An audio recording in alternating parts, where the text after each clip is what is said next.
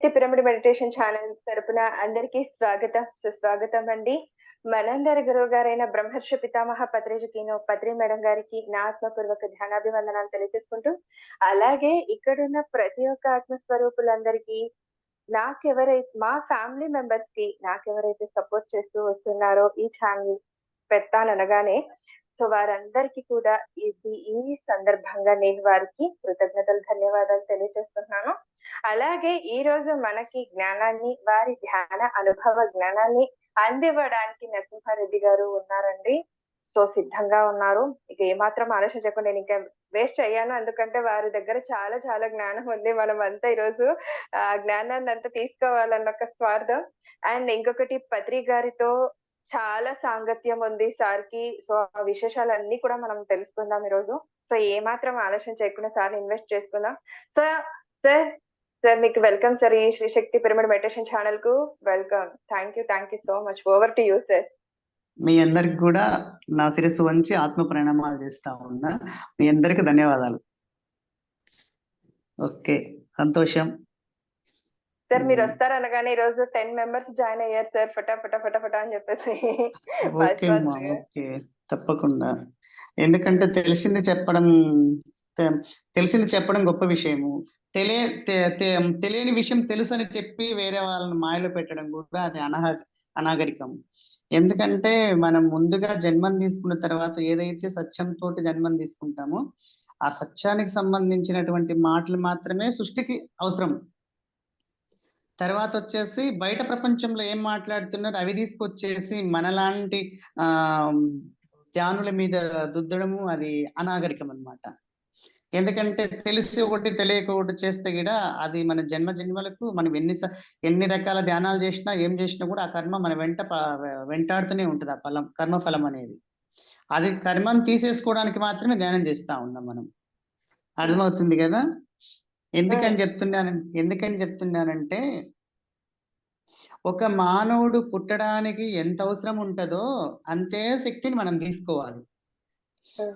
ఎక్కువ శక్తిని తీసుకున్నా కూడా అది నిరుపయోగమే, ఉపయోగం ఉండదు. ఎక్కువ శక్తిని తీసుకున్నా కూడా ఉపయోగం ఉండదు. ఎందుకని నిరుపయోగం అంటున్నానంటే మన శరీరానికి 72,000 నాడులకు ఎంత శక్తి అయితే అవసరం ఉంటుందో అంతే శక్తి మాత్రం అవసరం ఉంటుంది.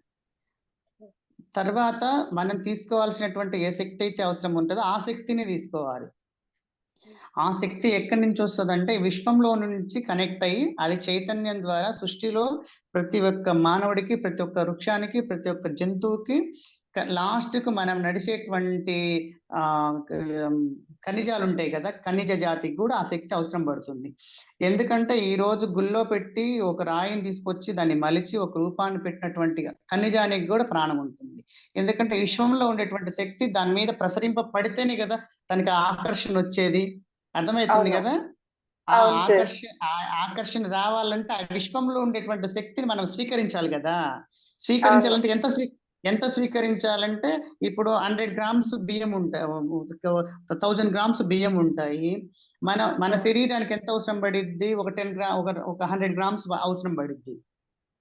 కానీ మిగతా 1900 గ్రామ్స్ ఉన్నాయి కదా, 900 గ్రామ్స్ ఉన్నాయి కదా, ఆ 900 గ్రామ్స్ మనం తీసుకోలేం కదా. అది ఉపయోగం కాదు కదా, నిరుపయోగమే కదా. అంటే మనం ఆ కేజీ బియ్యంలో మనకి ఎంతైతే అవసరం ఉంటాయో అది తీసుకెళ్లి పాకశాలలో పెట్టి పాత్రలో పెట్టి వండుకోవాలి. అదే కేజీ రైస్ తీసుకెళ్లి పాత్రలో పెట్టి వండామనుకో అది తినలేక అది వేస్ట్ అయిపోతుంది. అది తినడానికి కూడా వేరే వాళ్ళు మన అందుబాటులో ఉంటే పెడతాం, లేకపోతే అది నిరుపయోగమేగా. అది తర్వాత వచ్చేసి భగవద్గీతను ఎవరైతే అనుసరిస్తున్నారో, గీతను అనుసరించే వాళ్ళు ఒక పాత్రలో వండినటువంటి భోజనం 6 గంటల తదుపరి భోజించకూడదు. తెలుసా మీకు ఈ విషయము?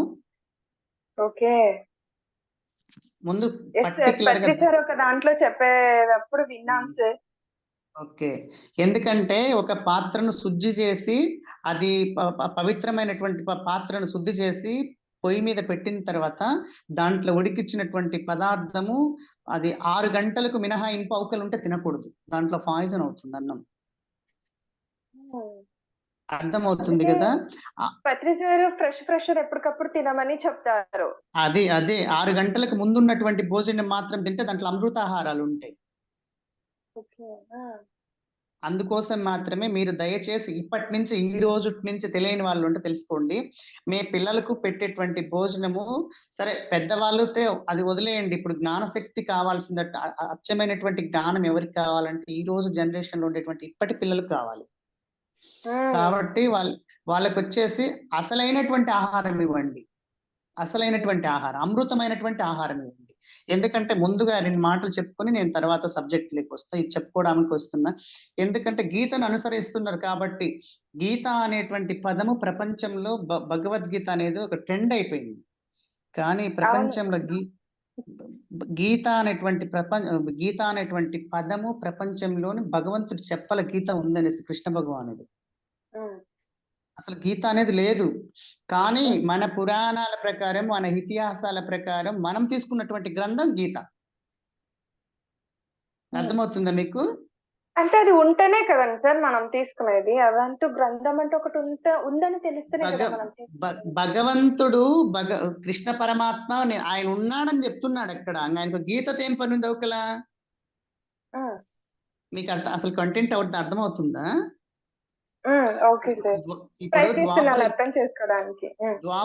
ద్వాపర యుగంలో కృష్ణ భగవానుడు ఉన్నాడు అక్కడ. ఆయన ప్రాణంతో దేహంతో స్థిర నివాసంలో ద్వారకా నగరంలో స్థిర నివాసంలో ఉన్నాడు అక్కడ ఆయన. ఉన్నాడు కదా. ఇంకా అట్లప్పుడు పరమాత్మే మన వెంటున్నప్పుడు మనకు గీత ఆయన దేహంతో ఉన్నప్పుడు మనకు ఆయన అంశాలు ఎందుకు మనకు అవసరమా? లేదు, అవసరం లేదు. లేదు కదా. లేనప్పుడు మరి గీత అంటే ఏంటి? గీతది భగవద్గీత కాదు, భగవంతుడు అక్కడ ఉన్నాడు. ఆయన ఏమంటున్నాడు మీకు అర్థమవుతుందా? ఇది గీత అని చెప్తా ఉన్నాడు. ఇట్లా గోడకు గీత గీశాడు. ఒక గీత గీస్తే, ఒక చిన్న గీత గీస్తే అది గీత. దానిపైన పెద్ద గీస్తే ఇంకొక పెద్ద గీత, లేకపోతే ఇంకో పెద్ద గీస్తే పెద్ద గీత, ఇంకో చిన్నది గీస్తే చిన్న గీత. అది గీత మాత్రమే, అది భగవద్గీత కాదు. భగవంతుడి గురించి ఎవడైతే మనసా వాచ కర్మన తెలుసుకొని ఆత్మను భగవంతుడి ఆత్మతో ఎవడైతే మమేకమై లీలమై దానిలో ఉండేటువంటి అర్థము పరమాత్మ ఎవడైతే తెలుసుకుంటాడో దాని గురించి మాత్రమే తెలుసుకోండి అని చెప్తా ఉన్నాడు భగవంతుడు. ఎవరు? శ్రీకృష్ణ పరమాత్మ. అదే భగవద్గీత అని చెప్తా ఉన్నాడు. అర్థమైందా మీకు ఇప్పుడు? మనం అంత గ్రంథం వచ్చింది కదండి సార్, అర్జునులు వారికి చెప్పారు, ఈయన బోధించారు ఈ విషయాలు అని చెప్పారు కదా. మేడం అర్జునుడికి ఆయన బోధన ఏం చేశాడు? గీత గురించి బోధన చేయలే. ఒక కంటెంట్ అర్థం చేసుకోండి. గీతలో 11వ రోజు యుద్ధంలో అది 11వ అధ్యాయం కూడా. మహాభారత యుద్ధం వచ్చేసి 18 రోజుల యుద్ధం. అవును. 18 అక్షోన్నల సైన్యం. ఒక్కొక్క సైన్యానికి వచ్చేటువంటి జనాభా వచ్చేసి 1,20,000 మంది జనాలు, 600 గజాలు, 1200 అశ్వాలు, తర్వాత వచ్చేసి రథాలు వచ్చేసి సంథింగ్ ఎన్నో ఉన్నాయి. ఇంతమంది కలుపుకుంటే ఒక అక్షోణ్య సైన్యం. మొత్తం టోటల్ గా వచ్చేసి 22 లక్షల మంది సైన్యం ఉన్నారు 18 అక్షోణ్యాల సైన్యానికి. కానీ ఈ 18 అక్షోణ్యాల సైన్యంలో బతుకున్న వాళ్ళు ఎంతమంది ఉన్నారు? ప్రాణంతో ఆ యుద్ధంలో పోరాడిన వాళ్ళు ఎంతమంది బ్రతుకున్నారు? 5 మందే. హలో, 5 మందే అంటున్నారు. పంచపాండవులు 5గురు మాత్రమే బతుకున్నారు. అయితే మిగతా 22 లక్షల పైచులకు జనాలు ఉన్నారు కదా, వాళ్ళందరూ ఎందుకు మరణించారు? భగవంతుడు అక్కడ ఉన్నాడు కదా. మరి మీరు నన్ను చూస్తూ మాట్లాడండి. అక్కడ భగవంతుడు ఉన్నాడు కదా. భగవంతుడు ఉన్నప్పుడు మరి ఇంకా ఈ యుద్ధాన్ని ఆపేయచ్చు కదా. మరి అంటే అక్కడ కర్మ అనేది జరిగేది ఉంది అన్నారు కదండి. అక్కడ కర్మ లేదు, కర్త లేదు, క్రియ లేదు. ఏమని చెప్పుకుంటున్నామనంటే అక్కడ ఏమని చెప్తున్నాడంటే, అర్జునుడికి ఏమని చెప్తున్నాడంటే, కృష్ణుడు 11వ రోజు 11వ యుద్ధంలో 11వ అధ్యాయంలో ఆయన ఏమని చెప్తున్నాడంటే విశ్వరూప సందర్శన మాత్రమే చెప్తున్నాడు. ఆయన విశ్వరూప సందర్శన తెలుసు కదా మీకు. ఆయన ఏమని చెప్తున్నాడంటే, అర్జునుడు ఏమని అడిగాడంటే, బావా నీ చెల్లెల్ని నేను పెళ్లి చేసుకున్నాను కదా, నాకంటే కొంచెం పెద్దవాడివి నువ్వు వయసులో. కానీ నీ మాటలను బట్టి చూస్తే నువ్వు మా అమ్మ కంటే, మా నాన్న కంటే, మా పూర్వీకుల కంటే, వాళ్ళ పూర్వీకుల కంటే పెద్దవాడు అని చెప్తా ఉన్నావు నువ్వు. మరి ఎలా సాధ్యం అవుతుంది? నీ దేహము నాకు దేహం నీ లోపల కనిపిస్తా ఉంది, నా దేహం నీకు కనిపిస్తుంది, నీ దేహం నాకు కనిపిస్తుంది. మరి మరి మా వంశం కంటే, మీ వంశం కంటే, వాళ్ళ వంశం కంటే, అసలు సృష్టి కంటే నేను ముందున్నానని చెప్తున్నా, నేను పెద్దని చెప్తున్నా. ఇది ఎలా సాధ్యం అని అడుగుతున్నాడు. అర్జునుడు అడుగుతున్నాడు కృష్ణుణ్ణి. మీరు కంటెంట్ అర్థం చేసుకోండి బాగా. ఎందుకని చెప్తున్నానంటే ఇంత ఇప్పుడు నా కళ్ళకు నువ్వు కనిపిస్తున్నావు, నాకు రథానికి సారథిగా ఉన్నావు, నా కొడుకు అభిమన్యుడికి నువ్వు మేనమామవి, మరి నువ్వు నాకు బావవి. కాకపోతే నీకు నాకు ఉండేటువంటి డిస్టెన్స్ 2-3 సంవత్సరాలు ఉండొచ్చు ఒక పర్యాయంలో. మరి మా వంశం కంటే, మీ వంశం కంటే, వాళ్ళ వంశం కంటే ముందున్నానని చెప్తాను, ఇది ఎలా సాధ్యమని అడుగుతున్నాడు. అంటే అప్పుడు ఏమని చెప్తున్నాడంటే కృష్ణ భగవానుడు, నేను ఉన్నానని చెప్పట్లేదు, అణువు ప్రతిబింబంలో నేనై ఉన్నానని చెప్తున్నాడు అక్కడ. అర్థమైందా మీకు? ఇప్పుడు అర్థమవుతుంది. అణువులో అణువై నేను అయి ఉన్నానని చెప్తున్నాడు ఆయన. అణువులో నేను అయి ఉన్నానని చెప్తున్నాడు అక్కడ. అంటే ఏది నీ రూపం? నువ్వు నాకు దేహం లాగా కనిపిస్తున్నావు కదా భగవాన్, మరి నువ్వు ఇంత గొప్పవాడి అంటున్నావు కదా, మరి నీ రూపం నాకు చూపించమని చెప్తున్నాడు ఆయన. చూపించమని చెప్పినప్పుడు ఆ 11వ రోజు యుద్ధంలో వీళ్ళు నా బావలు, నా మామలు, నా పిల్లలు, నా తండ్రులు, నా తోడబుట్టిన వాళ్ళు, నా బంధువులు, నా స్నేహితులు, వీళ్ళందరినీ నేను ఎలా చంపగలిగాను? నేను యుద్ధంలో నేను మరణం పొందిన ఒకటే గాని నేను వాళ్ళని చంపనని చెప్తాడనమాట అర్జునుడు. అట్లయితే అట్లా కాదు, నేను ఉన్నానని చెప్తున్నాను కదా, నేనై ఉన్నానని చెప్తున్నాను కదా, నా రూపం చూడమనేసి ఆయన ఆకాశం అంత ఎత్తుకు ఎదిగి, ఇదిగో నా పూర్వ వృత్తాంతము, నా పూర్ణాత్మ ఇలా ఉంటది, నా దేహం ఇలా ఉంటది, నాది నిజరూపమైనటువంటి దర్శనం ఇలా ఉంటది అనేసి ఆయన వచ్చేసి నిజరూప దర్శనం చూపిస్తాడు. ఎవరికి? అర్జునుడికి. అప్పుడు అర్థమవుతుంది ఆయనకి అసలుకు ఈ సృష్టి ఎక్కడి నుంచి మొదలైంది, అసలు సృష్టిలో ఎన్ని అంశాలు ఉన్నాయి, నేనెవరిని, ఆయనకు నేనేమవుతాను. అది విశ్వరూపం కదండి సార్? అది విశ్వరూపం. అది అక్కడి నుంచి వచ్చింది విశ్వరూపం. అర్థమవుతుందిగా? కానీ ఇప్పుడు ఇది గీత ఉంది కదా, భగవద్గీత. ఈ భగవద్గీతను ప్రపంచానికి పరిచయం చేసినటువంటి వేదవ్యాస భగవానుడు ఉన్నాడు. వేదవ్యాస భగవానుడు ఉన్నాడు కదా. వేదవ్యాస భగవానుడు ఎవరు? ఆయన ఈ వేదాలను, వాటన్నింటిని, ఉపనిషత్తులన్నీ తీసుకొచ్చిన గురువు సార్. అందరికంటే కూడా కాదు. వేదవ్యాస భగవానుడు వచ్చేసి అర్జునుడికి తాత అవుతాడు. ఓకే, మీరు అలా అడుగుతున్నారా? ఓకే, అర్థం ఉందా మీకు? Yes sir. ఎట్లా చెప్పండి? ఎస్ అంటున్నారు మీరు, ఎట్లా మీకేం అర్థమైందో చెప్పండి. యాక్చువల్ గా ఫస్ట్ మహాభారతానికి మూలం ఫస్ట్ స్టార్టింగ్ నుంచి భీష్ముల వారి నుంచి కదండి సార్ మన మహాభారతం స్టార్ట్ అవుతుంది కదా. కాదు. అసలుకు కురువంశము స్టార్టింగ్, కురువంశ కర్త ఎవరంటే శంతన మహారాజు. అదే సార్. కురువంశపు స్థాపకుడు ఎవరంటే శంతన మహారాజు. సూర్యవంశపు స్థాపకుడు ఎవరంటే సత్య హరిశ్చంద్రుడు. సూర్యవంశం అంటే ఎవరితో తెలుసుగా? శ్రీరామచంద్రుల వారిది. శ్రీరామచంద్రుడి వంశ స్థాపకుడు ఎవరంటే హరిశ్చంద్రుల వారు. సత్య హరిశ్చంద్ర మహారాజు వచ్చేసి సూర్యవంశ స్థాపకుడు. అలాగే కురు వంశపు స్థాపకుడు వచ్చేసి శంతన మహారాజు. శంతన మహారాజుకు ఈమె మళ్ళీ ఒక ఆమెను చేసుకుంటాడు కదా, సత్యవతి అనేటువంటి ఆమెను పెళ్లి. ఆయనకు మక్షకన్య, ఆమె పేరు వచ్చేసి సత్యవతి. సత్యవతికి పెళ్లి కాక ముందే ఒక కుమారుడు ఉంటాడు. సూర్య భగవానుడి వరంతో పుడతాడు అన్నమాట కుమారుడు. ఆయనే వేదవ్యాస భగవానుడు. వేదవ్యాస భగవానుడు. అర్థమైందా మీకు? ఈ వేదవ్యాస ఇప్పుడు మనకు ఇప్పుడు వచ్చింది అనుకుంటున్నారు టెస్ట్ ట్యూబ్ బేబీ. ఇప్పుడు మనకు ఇది ఏమంటారంటే ఇది మనకు ఆర్టిఫిషియల్ ఇన్స్పెరిమెంట్ అంటున్నాం కదా, అవును. అలాంటిది ఇప్పుడు రాలే మనకు. ఇప్పుడు టెస్ట్ ట్యూబ్ బేబీ ఇప్పుడు రాలే. ఎప్పుడు వచ్చిందో తెలుసా? కృతయుగము, త్రేతాయుగం, అది ద్వాపర యుగంలోనే టెస్ట్ ట్యూబ్ బేబీ వచ్చింది. ఇప్పుడు వచ్చింది కాదు టెస్ట్ ట్యూబ్ బేబీ. ఓకే. చెప్తున్నా నేను. ఎందుకంటే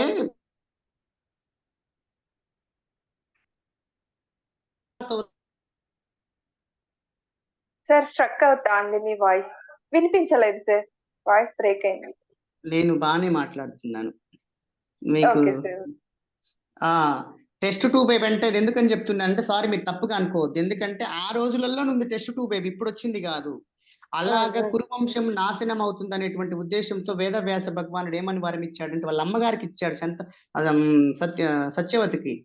నీకేమైనా సత్యవతికి నీకేమైనా ఆపద కలిగితే నన్ను మనసులో ఒక్కసారి వేడుకుంటే నీ ముందు నేను వెంటనే క్షణాలతోటి నేను ప్రత్యక్షమైతాను అనుకుంటది అనమాట. అప్పుడు ఏం చేస్తుందంటే ఆ సత్యవతికి శంతన మహారాజు పుట్టినటువంటి ఇద్దరు కుమారులు అంటే ఇద్దరు కుమారులు వచ్చేసి వేటకి వెళ్తారు అడవిలోకి. అప్పటికి పెళ్ళై కొన్ని రోజులు ఏంటి వాళ్ళకి పిల్లలు పుట్టలే. పిల్లలు పుట్టకపోయేసరికి వాళ్ళు అడవికి వేటకెళ్తారు, రాజులు కదా వేటకెళ్తా ఉంటారు. వేటకెళ్ళిన తర్వాత పులి బారిన పడి ఇద్దరు కుమారులు, సత్యవతికి పుట్టినటువంటి కుమారులు ఇద్దరు మరణిస్తారు. ఇద్దరు మరణించిన తర్వాత ఏమైందంటే ఇద్దరు కోడలు విధవలు కదా. అవును సార్. విధవలకు పిల్లలు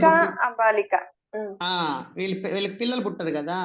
పుట్టకపోయేసరికి ఏమవుతుందంటే వాళ్ళని ఏం చేస్తారంటే ఇంకా పిల్లలు లేరు, నిర్వంశం అయిపోతుందని, వంశం నిర్వంశం అవుతుంది అనేసి కురువంశం ఆమె ఏం చేసిందంటే సత్యవతి ఆయనకు మనసావాచకరమని పుట్టినటువంటి కుమారుడు ఇంకొకడు ఉన్నాడు కదా వేదవ్యాస భగవానుడు, ఆయన ప్రత్యక్షమైతే అప్పటికి ఆయన శరీరం మొత్తం ఒక అంధాకారంలోకి జూలు పెంచుకొని వెంట్రుకలు పెంచుకొని భయంకరమైనటువంటి స్థితిలో ఉన్నాడంట. ఉంటే నీ వల్ల నాకు వంశం వృద్ధి చెందాలా, నీవు నా కోడళ్ళతోటి నువ్వేం చేస్తావో తెలియదు, నీ వరం తోటి మా వాళ్ళకి పిల్లలు పుట్టాలని చెప్పిద్ది అనమాట ఆమె. చెప్తే అప్పుడు ఏమని చేశాడంటే ఆయన సరైన మన తల్లి ఆజ్ఞకు శిరస మనసావాచ కర్మణ చేయాలనే ఉద్దేశంతో తిరస్కరించకుండా సరేనని చెప్పిన తర్వాత అంబికని ముందు పంపిస్తుంది అనమాట గదిలోకి. పంపించేసరికి ఆమె ఏం చేస్తుందంటే ఆయన చూడంగానే కళ్ళు మూసుకుంటది అనమాట గట్టిగా. అంత భయంకరంగా ఉంటాడు ఆయన. భయంకరంగా ఉండిన తర్వాత ఏమైందంటే ఆమెకు ధృతరాష్ట్రుడు అనేటువంటి గుడ్డివాడు పుడతాడు. తర్వాత వచ్చేసి అంబాలికని పంపిస్తుంది అనమాట. పంపిస్తే ఆమె వణుకుతూ వెళ్తుంది అనమాట గదిలోకి. వెళ్ళేసరికి పాండురాజు పుడతాడు. ఆ పాండురాజు పుడతాడు ఎందుకంటే ఆకస్మిక మరణం పొందేటువంటి వాడు పాండురాజు. పాండు రోగంతో ఉంటాడనమాట. పాండురాజు పుడతాడు. వీళ్ళిద్దరు కుమారులు పుట్టినా కూడా అంగవైకల్యంతో పుట్టారు, నాకు వంశం వృద్ధి చెందదనేటువంటి ఉద్దేశంతో దాసిని పంపిస్తుంది మళ్ళా. అవును, తెలుసుగా మీకు. అవును సార్. దాసిని పంపిస్తే దాసి ధైర్యశాలి కదా, రోజు ఇంట్లో పనిచేసేది కదా, పనిచేసి అందరిని చూస్తూ ఉంటుంటది కదా. అందుకని ఆమె కళ్ళు మిలిగొట్లు, అంటే ఆమె కళ్ళల్లో అతీతమైనటువంటి శక్తింద్రియాలు ఉంటాయి అన్నమాట. ఆమె కళ్ళు మూసుకోకుండా దృఢంగా, ఆమె శరీరం దృఢంగా ఉంటే ఆయన గదిలోకి వెళ్తుంది. ప్రపంచాన్ని ఏలే విదురుడు పుడతాడు ఆమెకి. ధర్మవంతుడు, ధర్మ పరిపాలన చేసేటువంటి వాడు విదురుడు. అర్థమవుతుంది అంటే అర్జునుడికి ఈయనేమవుతాడు, వేదవ్యాస భగవానుడు తాతయ్య అవుతాడు. అర్థమవుతుంది కదా. మరి అంతకు ముందే కృష్ణ భగవానుడు ఉన్నాడు కదా, వేదవ్యాస భగవానుడి కంటే ముందున్నాడు. వేదవ్యాస భగవానుడు వచ్చిన తర్వాత ఉన్నాడు. తర్వాత కృష్ణ భగవానుడు చెల్లెలు అర్జునుడికి ఇచ్చాడు. మీకు అంత అర్థమైందే? అర్థమైంది సార్. మరి భగవానుడు ఉన్నప్పుడు మరి భగవద్గీతను ఎందుకు రాయాలి అక్కడ? ఆయన చెప్పింది అదే, ఇది గీత అని చెప్తున్నాడు. కానీ వేదవ్యాస భగవానుడు జోడించి ఈ భగవంతుని ఈ గీతలు అనుసంధానం చేస్తే ఇది భగవద్గీత అవుతుంది అని కొన్ని శ్లోకాలు జోడించి దాంట్లో పొందుపరిచాడనమాట, ప్రపంచానికి అందించడం కోసం. అర్థమైందే? ఇది నేను తెలుసుకున్నా నేను. అక్కడి నుంచే తెలుసుకున్నా. ఎప్పుడు తెలుసుకున్నానంటే 2023వ సంవత్సరము విశాఖ శారదా పీఠాధిపతి వాళ్ళు, స్వరూప వాళ్ళు కురుక్షేత్రంలో లక్ష చండీ హోమాలు చేశారు. ఆ! విన్నారా మీరందరూ? లేదు సార్. నేనైతే హ్మ్. వినలేదు. లక్ష చండీ హోమాలు చేస్తే నాకు కూడా స్పెషల్‌గా ఇన్వైట్ చేసి ఫ్లైట్ టికెట్ పెట్టి, తర్వాత ఓహ్! వచ్చేసి నాకు కూడా కొంత డబ్బిచ్చి నేను కూడా అక్కడ హోమాలలో పార్టిసిపేట్ చేయడం కోసం మేము కూడా హోమాలు చేస్తాం. ఆహా! హ్మ్. అందుకని ఇన్వైట్ చేశారు. వెళ్ళాం. వెళ్ళిన తర్వాత ఆ! ఫస్ట్ రోజు ఏమైందంటే కురుక్షేత్రంలో అక్కడ కూర్చొని ధ్యానం చేస్తా ఉన్నాం. హ్మ్. అక్కడ కూర్చొని ధ్యానం చేస్తా ఉంటే నా మనసుకి ఏమనిపించిందంటే, ఇక్కడ చేసినటువంటి లక్ష చండీ హోమాలు ఎందుకు చేశాడనేటువంటి కారణం నాకక్కడ అర్థమైంది. హ్మ్. ఆయన చేసినటువంటి ఆ లక్ష చండీ హోమాలు మహోత్తరమైనటువంటి కార్యం. ఎందుకంటే ఏకధాటిగా కనీసం 23,00,000 మంది జనాలు ద్వాపర యుగంలో 18 రోజుల యుద్ధంలో మరణించినటువంటి ఆత్మఘోష, ఆ ఘోష, ఆ రోదన, ఆ అరుపులు ఇప్పటికి వినిపిస్తా ఉన్నాయి అక్కడ కూర్చుంటే. నన్ను ఓహ్ వధించొద్దు, మై నన్ను వధించొద్దు, నన్ను వధించొద్దు, నన్ను వధించొద్దనేసి. ఆ ఆ! ఆ కేకలు, ఆ అరుపులు ఇక్కడికి వినిపిస్తా ఉన్నాయి ఇప్పటికి గూడా. హ్మ్. వినిపిస్తా ఉంటే ఆ ఆత్మలు ఇప్పటికి గూడా ఉన్నత లోకాలకు వెళ్ళలేక అక్కడ కూర్చొని మనలాంటి వాళ్ళ కోసం ఎదురు చూస్తా ఉన్నాయి. నన్ను పంపించండి, నన్ను పంపించండి, నన్ను పంపించండి అనేసి. సార్ ఎందుకు సార్ అలా? అంటే నాకు డౌట్ సార్ ఇక్కడ. ఇన్నేళ్లయింది. ఎంతో మంది భూమి పైకి వచ్చి వెళ్లారు. ప్లస్ చెప్పండి. ఇంకొకటి వాళ్ళు ఒకరి చేత వధించబడ్డారు. వాళ్ళంతట వాళ్ళేం ఆత్మహత్యలు చేసుకోలేదు. ఒకరి చేత వధించబడ్డారు కదా! అలాంటిది మరి వాళ్ళెందుకు వెళ్ళలేకపోయారు? వెళ్ళలేకపోయారంటే ఎందుకు జరుగుతుందంటే, వాళ్ళు ఒకరితోటి వధించబడినా, వాళ్ళకై వాళ్ళు ఆత్మహత్యలు చేసుకోకపోయినా గూడా ఆ! ఎందుకంటే వాళ్ళ 100 ఏళ్ల జీవితాన్ని హరించుకుపోయింది ఈ భారత యుద్ధంలో. ఇంకా అర్థమవుతుందా? మరి ఇన్ బ్రతకాల్సిన సమయం ఉండింది కాబట్టి. చాలా సమయం ఉంది. భార్య, పిల్లలతో గడపాల్సినటువంటి రోజులున్నాయి. అప్పటికప్పుడు పెళ్లి చేసుకున్నటువంటి యువకులు పోయి భార్యను ఒక్కరోజు యవ్వనం కోసం వదిలిపెట్టేసి ఆమె 100 ఏళ్ల జీవితం హరించుకుపోయినటువంటి జీవితాలు కొన్ని వేల, లక్షలలో ఉన్నారు వాళ్ళు. వాళ్ళకింకా చాలా జీవితం ఉంది. ఆ జీవితం యెస్. అంతా చూడలేక ఒక రాజు మాటను కాదనుకోలేక వాళ్ళ ప్రాణాలను తునప్రాయంగా అక్కడికి వదిలిపెట్టారు వాళ్ళు. వాళ్ళకి హుహు. బతకాల్సి అదే వాళ్ళు అరుస్తున్నారు ఆ కేకలు. నన్ను వధించొద్దు, నన్ను వధించొద్దు. కాళ్ళు, చేతులు పోయినా గూడా నేనిట్లా నివసించగలను. వధించొద్దు, వధించొద్దు అని చెప్పినా గూడా వాళ్ళు అంతలోనే చంపేస్తా ఉన్నారన్నమాట క్షణకాలంలో. అది ఆత్మ ఘోషేగా. అవును. ఆ అవును సార్. ఆత్మ ఘోషలు వినిపించిన తర్వాత మేమొక్కటే జెప్పాం వాళ్ళకి. మీ ఆత్మలన్నిటిని ఉన్నత లోకాలకు పంపించడానికి చాలా టైముంది. మీ ఆత్మలు వేరే శరీరంలోకి ప్రవేశించాలన్నా, మీరు ఉన్నత లోకాలకు వెళ్ళాలన్నా గూడా, మాతో కాదు. కాకపోతే ఇక్కడ మహత్కార్యం జరుగుతుంది. లక్ష చండీ హోమాలు జరుగుతున్నాయి. ఈ లక్ష చండీ హోమాలలో ఎవరైతే పరిపూర్ణమైనటువంటి ఈ యజ్ఞంలో పార్టిసిపేట్ చేస్తుందో, వాళ్ళకి మాత్రం మీరు ఈ లోకం నుంచి పుణ్యలోకాలకు వెళ్ళడానికి అర్హత ఉంటుందని జెప్పామన్నమాట. హ్మ్. చెప్పేసరికి ఆ ఆత్మలు మొత్తం ఆ లక్ష చండీ హోమాలు చుట్టూ పరీక్షించి 18 రోజులు జరిగింది. ఆడ జరిగినటువంటి హోమం గూడా 18 రోజులు జరిగింది. అర్థమవుతుందా మీకు? Yes sir. మహాభారత యుద్ధం వచ్చేసి 18 రోజులు జరిగింది. ఆ! ఇక్కడ హోమం గూడా 18 రోజులు జరిగింది. సార్ ఆ హోమాన్ని ఎవరు సార్ నిర్వహించారు? ఎవరికొచ్చింది సార్ ఆ థాట్? అది శారదా పీఠాధిపతి వాళ్ళున్నారు గదా! స్వరూప వాళ్ళు. ఆ! ఆ శారదా పీఠాధిపతి వాళ్ళు 100,00,00,000 ఖర్చు పెట్టి అక్కడ వాళ్ళు పెట్టారన్నమాట. కురుక్షేత్రంలో. దీనికోసం ఆ మారుణ హోమము ఇప్పటికి జరుగుతుంది. అది ఇంకా ఇప్పటితోనైనా నిరంతరించి కురుక్షేత్రం మొత్తం సస్యశ్యామలం కావాలనేసి పెట్టారక్కడ. ఆ! Yes sir. అంటూ ఉంటారు కదా! అప్పుడు జరిగిన అవన్నీ ఏమంటారు? ఆ నిప్పు కణికలు కూడా ఇంకా ఉన్నాయి అని గూడా చెప్తా ఉంటారు సార్. ఆ అవునవును. కురుక్షేత్రంలో ఎందుకంటే ఏదైతే ఆ! జరిగిందో ఆ 18 రోజుల యాగంలో, మహాయాగంలో ఈ ఆత్మలు వెళ్ళి ఆ యాగాన్ని ఎప్పుడైతే దర్శించాయో అవన్నీ ఆ ఆత్మలన్నీ ఉన్నత లోకాలకు వెళ్ళాయి. అక్కడ కూర్చొని ధ్యానం చేస్తా ఉంటే ఆ రక్తము వాసన, ఆ మాంసము కుళ్ళి, ఆ రాబందులు ఉంటాయి కదా, ఇవేమంటారంటే పక్షులు, అవి గద్దలు లాంటివి, ఆ రాబందులు పీకుతుంటే ఆ కుళ్ళిన వాసన కూర్చుంటే ఆ వాసన మన కింద నుంచి రక్తం పారుతుంది అనమాట. అట్టుంది. ఇప్పటికీ ఆ రక్తం పారుతూనే ఉంది అక్కడ.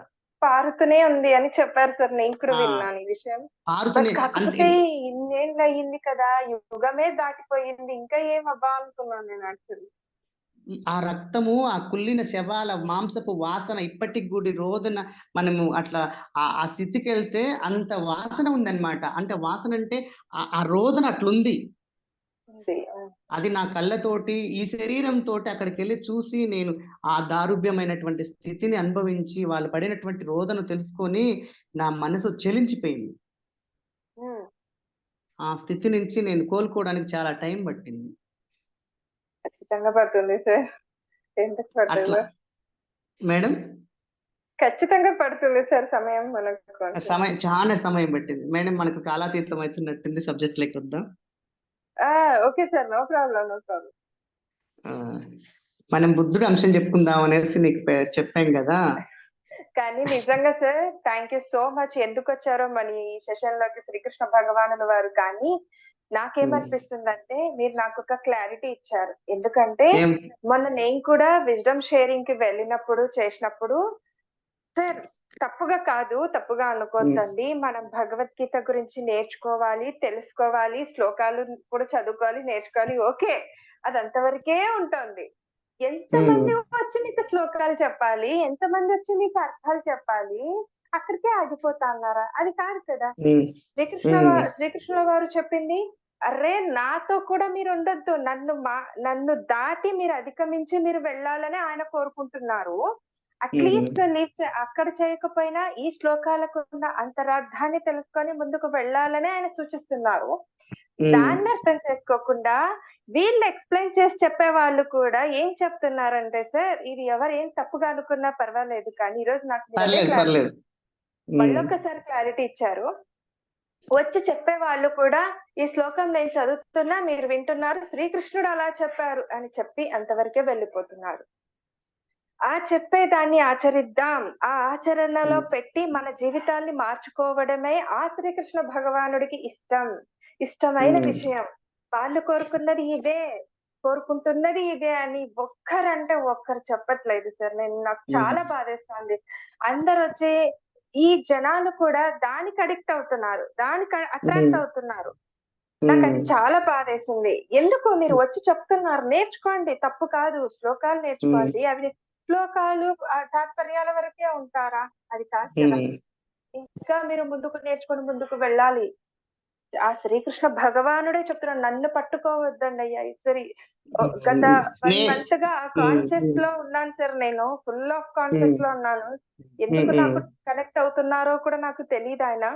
బట్ నా మనసులో నుంచి అయితే నేను అదే చెప్తూ వస్తున్నాను. మొన్న కూడా నేను అదే చెప్పాను. అక్కడితోనే ఆగిపోతారా? ఆయన అది కాదు చెప్పట్లేదు.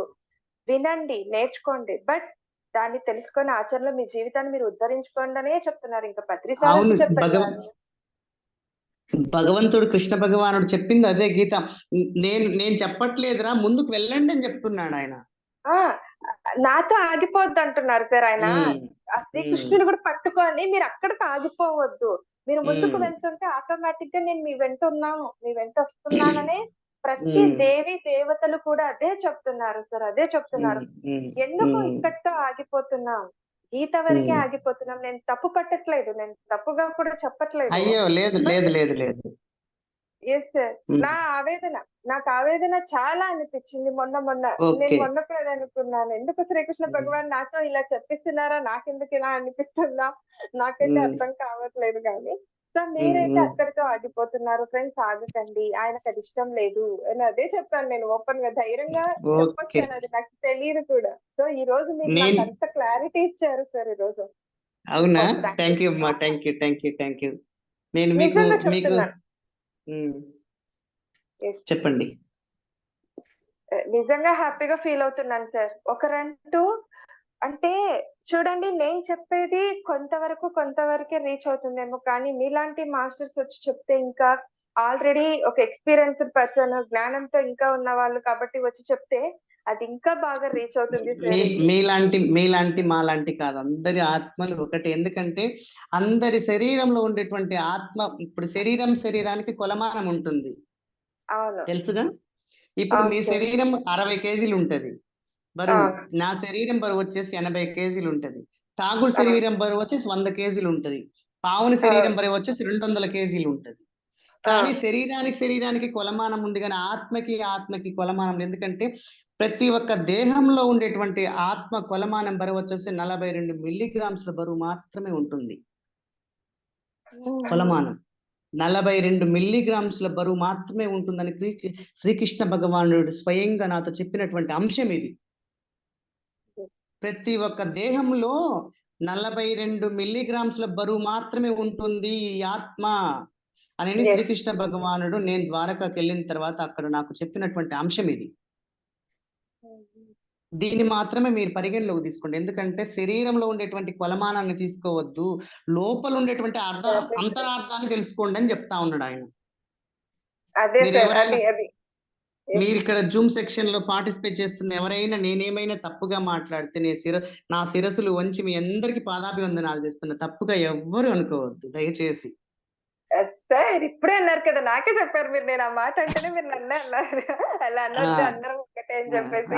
అంటే తప్పుగా అనుకోవద్దని చెప్తా ఉన్నా నేను మరొకసారి. హ్మ్. హ్మ్. ఉమ్, హ్మ్. హ్మ్. అది. నేను ఆ, అదే సార్, నా ఆవేదన ఉమ్. ఏదైతే ఉందో నాకు చాలా రోజుల నుంచి నా మనసులోకి ఈ మదనం అనేది జరుగుతాంది. ఈరోజు మీరు నాకు అది క్లారిటీ ఇచ్చారు. సో ఇక ఓకే, ముందు అదే సంతోషం అమ్మా. ధ్యేయంతో నేను ముందుకు వెళ్తాను. Thank you so much. Thank you. ఎందుకని చెప్తున్నానంటే నేను దాదాపు 3000 పుస్తకాలు పైచిలుకు నా దగ్గరే మా ఇంట్లో ర్యాక్లో ఉన్నాయి. హ్మ్. కానీ ఒక్క పుస్తకం ఓపెన్ చేసినంటే నా విషయాలన్నీ ఠాగూర్ గారికి తెలుసు. ఈ మధ్య కాలంలో హ్మ్. పరిచయం అయ్యాడు తను నా హ్మ్. ద్వారానే ధ్యానంలోకి వచ్చాడు. ఆ, హ్మ్. నన్నే గురువుగా అనుకుంటుంటాడని, నేను గురువుని కాదని చెప్తా ఉంటా ఠాగూర్కి కూడా నేను. ఒక పుస్తకం తెరిచానంటే, నేను ఇట్లా తెరిచానంటే 5-10 పేజీలు చదివేస్తా. హ్మ్. నాకు ఇంకా ససేమిరా ఆ పుస్తకం అసలు చదవాలని ఇంట్రెస్ట్ ఉండదు, చదవబుద్ధి కాదు. ఎందుకంటారు? సార్ ఇదే క్వెషన్ నేనే వేస్తున్నాను సార్ మీకు. మీ పరిస్థితే నా పరిస్థితి కూడా. ప్రతి పుస్తకాన్ని నేను అన్ని సగం సగమో ఫస్ట్ స్టార్ట్ చేసో పక్కన వదిలిపెట్టింటా. ఏమనిపిస్తుంది తెలుసా సార్? ఓపెన్‌గా ఉమ్, చెప్తున్నాను. ఓకే. ఈ సారాంశం అంతా ఆల్రెడీ నాకు తెలుసు కదా! తెలుస్తుంది లోపల. నేను ఉమ్. ఒక 2, 3 ఇన్- పేజెస్ చదవగానే ఆ సారాంశం, ఆ ఎసెన్స్ అనేది నా మనసులో అందిపోయి దాని ఎసెన్స్ లోపల కంటెంట్ కూడా తెలిసిపోతుంటుంది ఒక్కసారి. అది ఉమ్, బిల్డప్ ఉమ్, ఉమ్. లేకపోతే గొప్పలు చెప్పుకోవడం అవుతదని ఇంతవరకు లేదు నేను లేదు నోట్స్ లే- లేదు లేదు లేదు ఎందుకంటే చెప్పలేదు సార్ నేను. లేదు, మీతోనే అది నేను కరెక్టే. ఫస్ట్ టైమ్ చెప్పడం ఈ మాటలు. ఇది ఆహ్, కరెక్టే, ఇది కరెక్ట్. బుక్స్ అన్నీ ఉన్నాయి సార్. నాకు కూడా రాక్స్‌లో అన్ని బుక్స్ పెట్టాను. అన్ని బుక్స్ టచ్ చేశా. ఊరికే ఒక 2, 3 పేజెస్ టచ్ చేసింటా పైన టైటిల్ చూసి కొంత అర్థమయ్యుంటుంది. లోపల ఒక చిన్న కంటెంట్ చూసి అర్థమైతుంది. తర్వాత ఇంకా సరే, మనం ఇది కాదు కదా! నేనింకా తెలుసుకోవాలని చెప్పి అక్కడ సైలెంట్ అయిపోయాను. ఈరోజు అనుకోకుండా మీ ద్వారా అది వచ్చేసింది. నేను 3000 పుస్తకాలు చూశాను. చూసిన తర్వాత నేను ఆ పుస్తకం చదివిన 10 పేజీలు చదువుతుంటే ఇంక దాని లోపల ఉండేటువంటి ప్రతి ఒక్క పేజీలో ఏముందో తెలిసిపోతా ఉంటుంది నాకు. హ్మ్. ఉమ్. తెలిసిపోతా ఉంటది. ఇంకా చదవను నేను.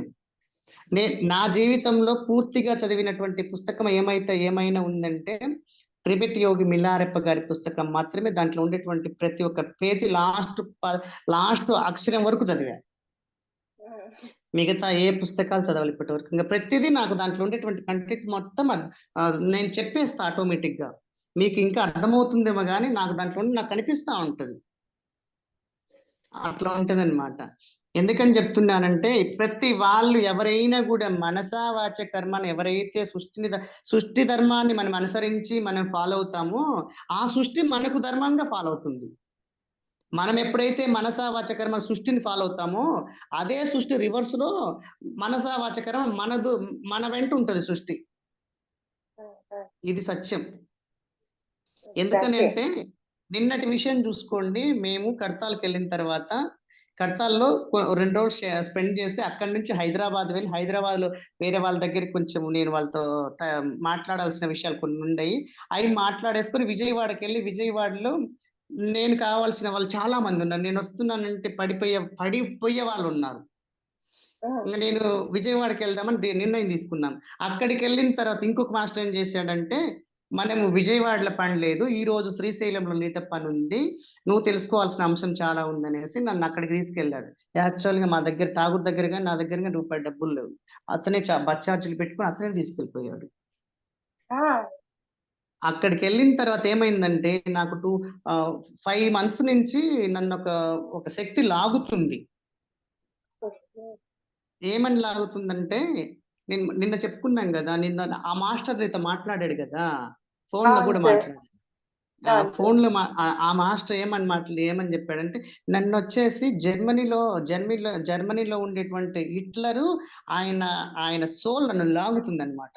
ఎందుకంటే ఆయన ప్రాణంతో బతికున్నప్పుడు, హిట్లర్ గారు బతికున్నప్పుడు ఏం చేశాడంటే, చంబాలకు వచ్చి మన మానస సరోవరం వచ్చి చంబాలకు వచ్చి కైలాసం మొత్తం తిరిగి ఫ్లైట్ లో తిరిగి చంబాల నగరాన్ని ఛేదించడం కోసం, దాంట్లో ఉండేటువంటి రహస్యాలు తెలుసుకోవడం కోసం ఇక్కడికి వచ్చాడు. జర్మనీ నుంచి ఇటు ఇండియాకి వచ్చాడు. వచ్చిన తర్వాత కొన్ని టీములు పెట్టి కూడా అన్వేషణ చేపించాడు. కానీ వాడు దుష్టుడు కాబట్టి వాడు చంబాల నగరంలోకి ఆ హిమాలయ పర్వతాలలోకి అడుగు పెట్టడానికి అర్హత లేక వాడు వెనక్కి వెళ్ళిపోయాడు. కానీ మళ్ళీ ఎన్నో టీములు పెట్టి వెతికిచ్చాడు, చూపించాడు దాంట్లో రహస్యం ఛేదించడం కోసం. నేను ఈ మధ్య కాలంలో ఒక 6 months 5 months తర్వాత నేను చంబాల నగరం వెళ్ళొచ్చాను కదా, శరీరంతో వెళ్ళాను. అక్కడ నేను చూసినటువంటి అంశాలు నా ద్వారా వాడు తెలుసుకోవాల్సిన అంశాలు చాలా ఉన్నాయి. అందుకని ఆ సోల్ నాతో కనెక్ట్ అవుతా ఉంది. అది ఇంతకాలం ఎవరికి చెప్పుకోవాలని అర్థం కాకుండా వచ్చింది. నిన్న మాస్టర్ గారు వచ్చిన తర్వాత ఏమైందంటే, అది కాకుండా నాకు 2 వచ్చినాయి. అక్కడ త్రాసు ఉంటది కదా, ఈ పక్క వైపు పెడితే ఎలా ఉంటది, ఈ పక్క వైపు త్రాసులో కాలు పెడితే ఎలా ఉంటది అనిపించాను. నాకు ఇంకొకటి కూడా, పరమహంస యోగానంద గారు నేను పుట్టక ముందు నుంచి నేను క్రియాయోగ సాధకుని. తల్లి గర్భంలోనే నేను క్రియాయోగం నేర్చుకుని బయటకు వచ్చిన నేను. నా గురువు పరమహంస యోగానంద గారి గురువు ఇద్దరు ఒకడే. చిత్తేశ్వరగిరి గారు కాదు, నా గురువు స్వయం గురువు వచ్చేసి మహమ్మతార్ బాబాజీ. ఓకే. నా జన్మ తరహా ఉండేటువంటి గురువు మహోతార్ బాబాజీ. ఎందుకంటే ఈ భూమికి నేను అనేటువంటి ఈ దేహాన్ని పరిరక్షించి ప్రపంచానికి అందించినటువంటి నా పరమ గురువు వచ్చేసి మహోతార్ బాబాజీ. ఆయనకు వేల కృతజ్ఞతలు. ఎందుకని చెప్తున్నానంటే, పరమహంస యోగానంద గారి గురువు ఎవరైనా కావచ్చు, ఆయనకు గురువు కాబట్టి నా గురువుతో సమానం ఆయన. ఆయన ఏమని చెప్తున్నాడంటే, ప్రేమతత్వము ఎక్కడైతే వర్ధిల్లుతుందో నా నిజ రూపమైనటువంటి ఆ ప్రేమ అనేటువంటి ఆత్మస్వరూపాన్ని ఎప్పుడైతే దర్శించగలమో అదే నిజతత్వానికి నిరూపణ అని చెప్తా ఉన్నాడు. నిజతత్వానికి నిరూపణ అని చెప్తా ఉన్నాడు. Thank you so much. నాకు మళ్ళీ ఇంకో క్లారిటీ ఇచ్చారు మీరు. నిజతత్వానికి నిరూపణ అని చెప్తున్నాడు ఆయన. అది విషయం, దాంట్లో ఉండేటువంటి కంటెంట్. అక్కడికి వెళ్ళి నేను శ్రీశైలం వెళ్ళేదాకా నాకు క్లారిటీ రాలే. వాడు వచ్చేసి నియంత్రణ, వాడిని పట్టుకుంటే నువ్వు నాశనం అయిపోతావు, ఇది వదిలేసి నన్ను పట్టుకోమని చెప్తున్నాడు పరమహంస యోగానంద. క్షణకాలంలో నేను ఆ పదం అక్కడికి వదిలేసి వచ్చేసిన. నేను ఎప్పటి వరకు సత్యంలోనే జీవించాలనేటువంటి కోరిక నాలో బలంగా ఉండిపోయింది ఫస్ట్ నుంచి కూడా. అందుకనేసి నేను ఈ వైపుకే లాగుతూ, నేను నిన్న కూడా వచ్చేటప్పుడు కూడా బస్సులో కూడా ఠాగూర్ కదే చెప్పాను, పరమహంస యోగానంద గారి గురించి తెలుసుకో, ఆయన నిజతత్వం తెలుసుకో, ఆయన రూపం తెలుసుకో. ఎందుకని చెప్తున్నానంటే, ఆయన పుట్టినటువంటి 3వ రోజు పిల్లవాడితో 11వ రోజు పిల్లవాడితో ఆయన ఆత్మను కలిపి మాట్లాడినటువంటి పరమ గురు పరమహంస యోగానంద గారు. అవును. ఎందుకంటే ఆ పుస్తకము ప్రపంచంలో తెలియని వాళ్ళంటూ లేరు. ఒక యోగి ఆత్మ కథ. అవును సార్ కదా.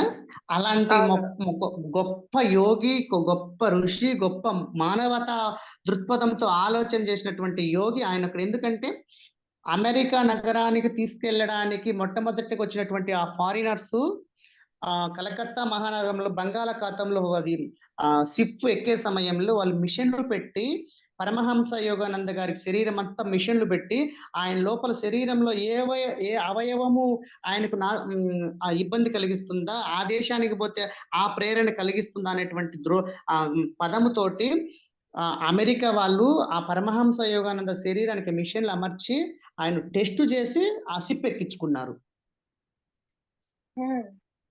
అంత గొప్ప యోగి ఆయన. ఆయన శరీరంలో ప్రతి ఒక్క అణువు టింగు టింగు టింగ్ అని కొట్టుకుంటా ఉంటది. ఎందుకంటే అది సత్యానికి నిదర్శనం మాత్రమే. మీరు కొట్టుకొని చూడండి, ఇట్లా సత్యం ఇట్లా ఇట్లా కొట్టుకున్న ఆ టింగ్ టింగ్ అని టింగ్ టింగ్ టింగ్ టింగ్ అనిపిస్తా ఉంటది. ఇట్లా ఇట్లా అంటుంటే అది సత్యానికి నిదర్శనం. అది అమెరికాలో ఉండేటువంటి ఆ సైంటిస్టులు నిరూపణ చేసి ప్రపంచానికి పరిచయం చేశారు ఆ పదం. అప్పుడు ఆ సిప్ ఎక్కించుకొని 16 సంవత్సరాలు ఇండియాకు రానియకుండా చేశారు ఆయన్ని. ఆయనైతే రాలేదని తెలిసింది సార్. ఎందుకనేది తెలియదు, ఇప్పుడు మీరు క్లారిటీ ఇచ్చారు. 16 సంవత్సరాలు ఆయన లోపల ఉండేటువంటి కంటెంట్ మొత్తం వాళ్ళు అర్థం చేసుకొని అది లిఖిత పూర్వకంగా లిఖించుకొని ఆ తర్వాత 16 సంవత్సరాల తర్వాత మళ్ళీ కాలిఫోర్నియా నుంచి మళ్ళీ వాళ్ళు సిప్ ఎక్కించి ఇండియాకి పంపించారు. పంపించిన తర్వాత కొంతకాలం మాత్రమే మళ్ళీ ఇండియాలో ఉన్నారు. లాస్ట్ కు తన శేష జీవితం మొత్తం కాలిఫోర్నియాలోనే జరిగిపోయింది. ఆయన సమాధి కూడా కాలిఫోర్నియాలో ఉంది. జరిగింది. అవును సార్. అంతటి గొప్ప 10 days ఉన్నారు కదండి సార్ ఆయన. బాడీ వేకెట్ చేశాక కూడా ఆ బాడీ ఎలాంటి, మనమైతే ఆ గంధం చెక్కలు ఈ గంధం చెక్కలు అన్ని వేస్తాం కానీ ఆయనకి ఎలాంటివి వెయ్యకుండానే ఎలాంటి ఏమంటారు సువాసన రావడానికి వెయ్యకుండానే కూడా ఆయన అంత గంధపు స్మెల్ వచ్చేదంట. ఆయన బాడీ మొత్తం 10 రోజులు అయ్యాక చూస్తే కూడా అంతే సజీవంగా ఉందంట ఆ దేహం. అంటే మనకి అమ్మ ఈ సబ్జెక్ట్ చెప్పుకోవడానికి మాకు సప్తాహం 7 రోజులు పడుతుంది. పూర్తిగా క్షుణ్ణంగా చెప్పాలంటే ఒక చోట, అది కూడా లైవ్ లో ఇట్లా ఫోన్ లో మాట్లాడి ఇట్లా జూమ్ లో కాదు, లైవ్ లో మాట్లాడుకుంటూ చేయాలంటే 7 రోజుల ప్రోగ్రాం పడుతుంది పరమహంస యోగానంద గారి గురించి.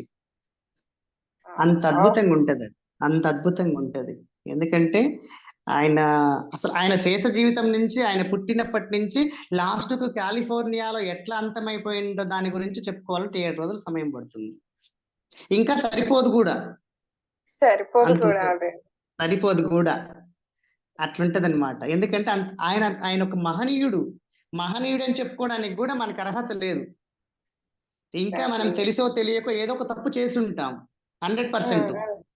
మీరేమైనా అనుకోండి, నాకేం చిన్నతనం లేదు, నాకేమి చిక్కు లేదు, రోసం లేదు, ఇంకోటి లేదు. ఎందుకంటే మనకు చీము ఉంది, నెత్తురు ఉంది, వాసన ఉంది, సువాసన ఉంది, ఈర్ష్య ఉంది, అసూయ ఉంది, కోపం ఉంది, ద్వేషం ఉంది, అన్ని ఉన్నాయి మనకి. ఏ ఒక్కటి మానవుడు త్యజించలేకపోతా ఉన్నాడు. ఇది మీరు ఒప్పుకోకపోయినా నాకైతే I don't care. yes sir, I am also agree with you.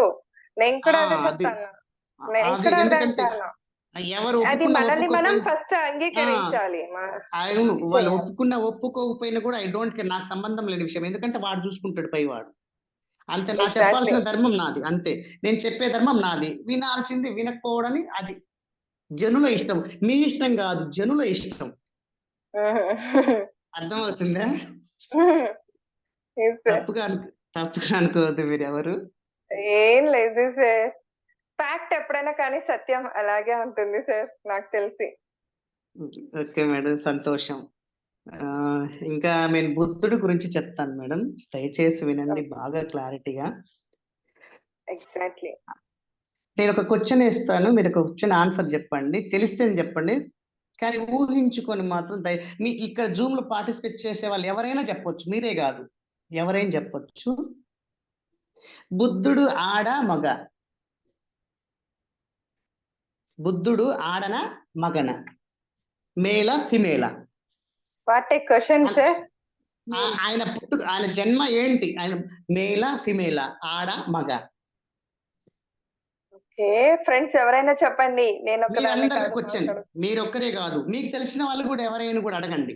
ఆయన బుద్ధుడు మీకు కనిపించేటువంటి అవతారం ఇప్పుడు మేల్ గా కనిపిస్తుంది. అంతకు ముందు కూడా మేలా ఫిమేలా? వాళ్ళ అమ్మగారు ఉన్నారు కదా, బుద్ధుడు వాళ్ళ అమ్మగారు. ఇంకొక క్వశ్చన్ కూడా, బుద్ధుడు వాళ్ళ అమ్మ మాయాదేవి ఉంది కదా, ఆమె మేలా ఫిమేలా? ఓకే ఫ్రెండ్స్ చెప్పండి ఎవరైనా. Males I think. Ramya's thinking male madam male అని అంటున్నారు సార్. వాళ్ళ అమ్మగారు.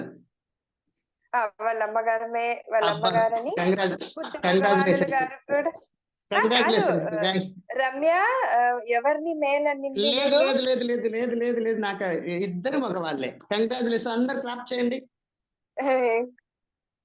ఇద్దరు మగవాళ్ళే. బుద్ధుడి వాళ్ళ అమ్మ మగవాడే, బుద్ధుడు మగవాడే. తెలుసా మీకు ఆ విషయము? లేదు. బుద్ధుడు మగవాడే, అస్సలు బుద్ధుడు వాళ్ళ తెలీదు. అమ్మ బుద్ధుడు వాళ్ళ అమ్మ కూడా మగవాడే. అసలు ఈ ఈ ఈ ఈ 10 నిమిషం నేను ఇప్పుడు టైం ఎంత అవుతుంది మీకు? Sir no problem sir, continue చేయండి హ్యాపీగా. నేను అన్ని పనులు ముగించుకొని కూర్చున్నా. అంటే అక్కడ ఉండే వాళ్ళందరికీ కొంచెం పనులు ఏమన్నా ఉంటాయేమో మరి తర్వాత, అందుకనే అడుగుతున్నాను. ఎందుకంటే కొంచెం క్లారిటీగా వినడం కోసమే చెప్తా ఉన్నా నేను. ఎందుకని చెప్తున్నానంటే ఈ విషయం ప్రపంచానికి తెలియదు. నేను తెలుసుకున్నాను బుద్ధ భగవానుడి దగ్గరికి వెళ్ళి. ఆయన జీవితం మొత్తం, ఆయన జన్మ ఆయన అంతకు ముందు జన్మలో ఏమయ్యాడు, ఏం తీసుకున్నాడు, మళ్ళీ మానవ జన్మ ఎందుకు తీసుకోవాల్సి వచ్చిందో, ఎందుకు అంతం చేసుకోవాల్సిందో కూడా నేను ఆయన దగ్గర ముఖాముఖి ప్రోగ్రామ్ లో తెలుసుకున్నా, బుద్ధుడి దగ్గర నుంచి. హాస్టల్ గా సార్? హాస్టల్ గా, శరీరంతోనే. ఓకే. శరీరంతో కూర్చుంటే ఆయన నాకు ప్రత్యక్షమై ఆయన భగవానుడి గురించి అంతా. ఒక రోజు కూర్చొని లుంబిని వనంలో కూర్చొని 16 అడుగుల కాంక్ష విగ్రహం ఉంటది, బంగారు విగ్రహం. అశోకుడి పరిపాలనలో కాంక్ష విగ్రహం కొన్ని వందల టన్నులు బంగారం స్వీకరించి ఆ కాంక్ష విగ్రహాన్ని చేపించాడు లుంబిని వనంలో. మీకు తెలుసా ఆ విషయము? డైరెక్ట్ గా అయితే విన్నాను సార్, డైరెక్ట్ గా అయితే చూడలేదు. 16 అడుగుల కాంక్ష విగ్రహం, 16 అడుగులు బంగారు విగ్రహం. కాంక్షం అంటే బంగారం, అర్థమైంది కదా? అంతటి విగ్రహం ఉంది అక్కడ. కానీ ప్రపంచంలో ఏ తల్లి అయినా కానీ బిడ్డని కనాలంటే పడుకోనే కంటుంది బిడ్డని. కానీ మాత్రమే వాళ్ళ అమ్మ మాయాదేవి నిల్చొని కనింది బిడ్డని. నిల్చొని కంటుంది కనిద్ది బిడ్డని. తెలుసా మీకు ఈ విషయం అన్నా? ఈ విషయం తెలుసు సార్. మిగతా వాళ్ళందరికి, నీకు కాదు, మిగతా వాళ్ళందరికీ తెలుసా?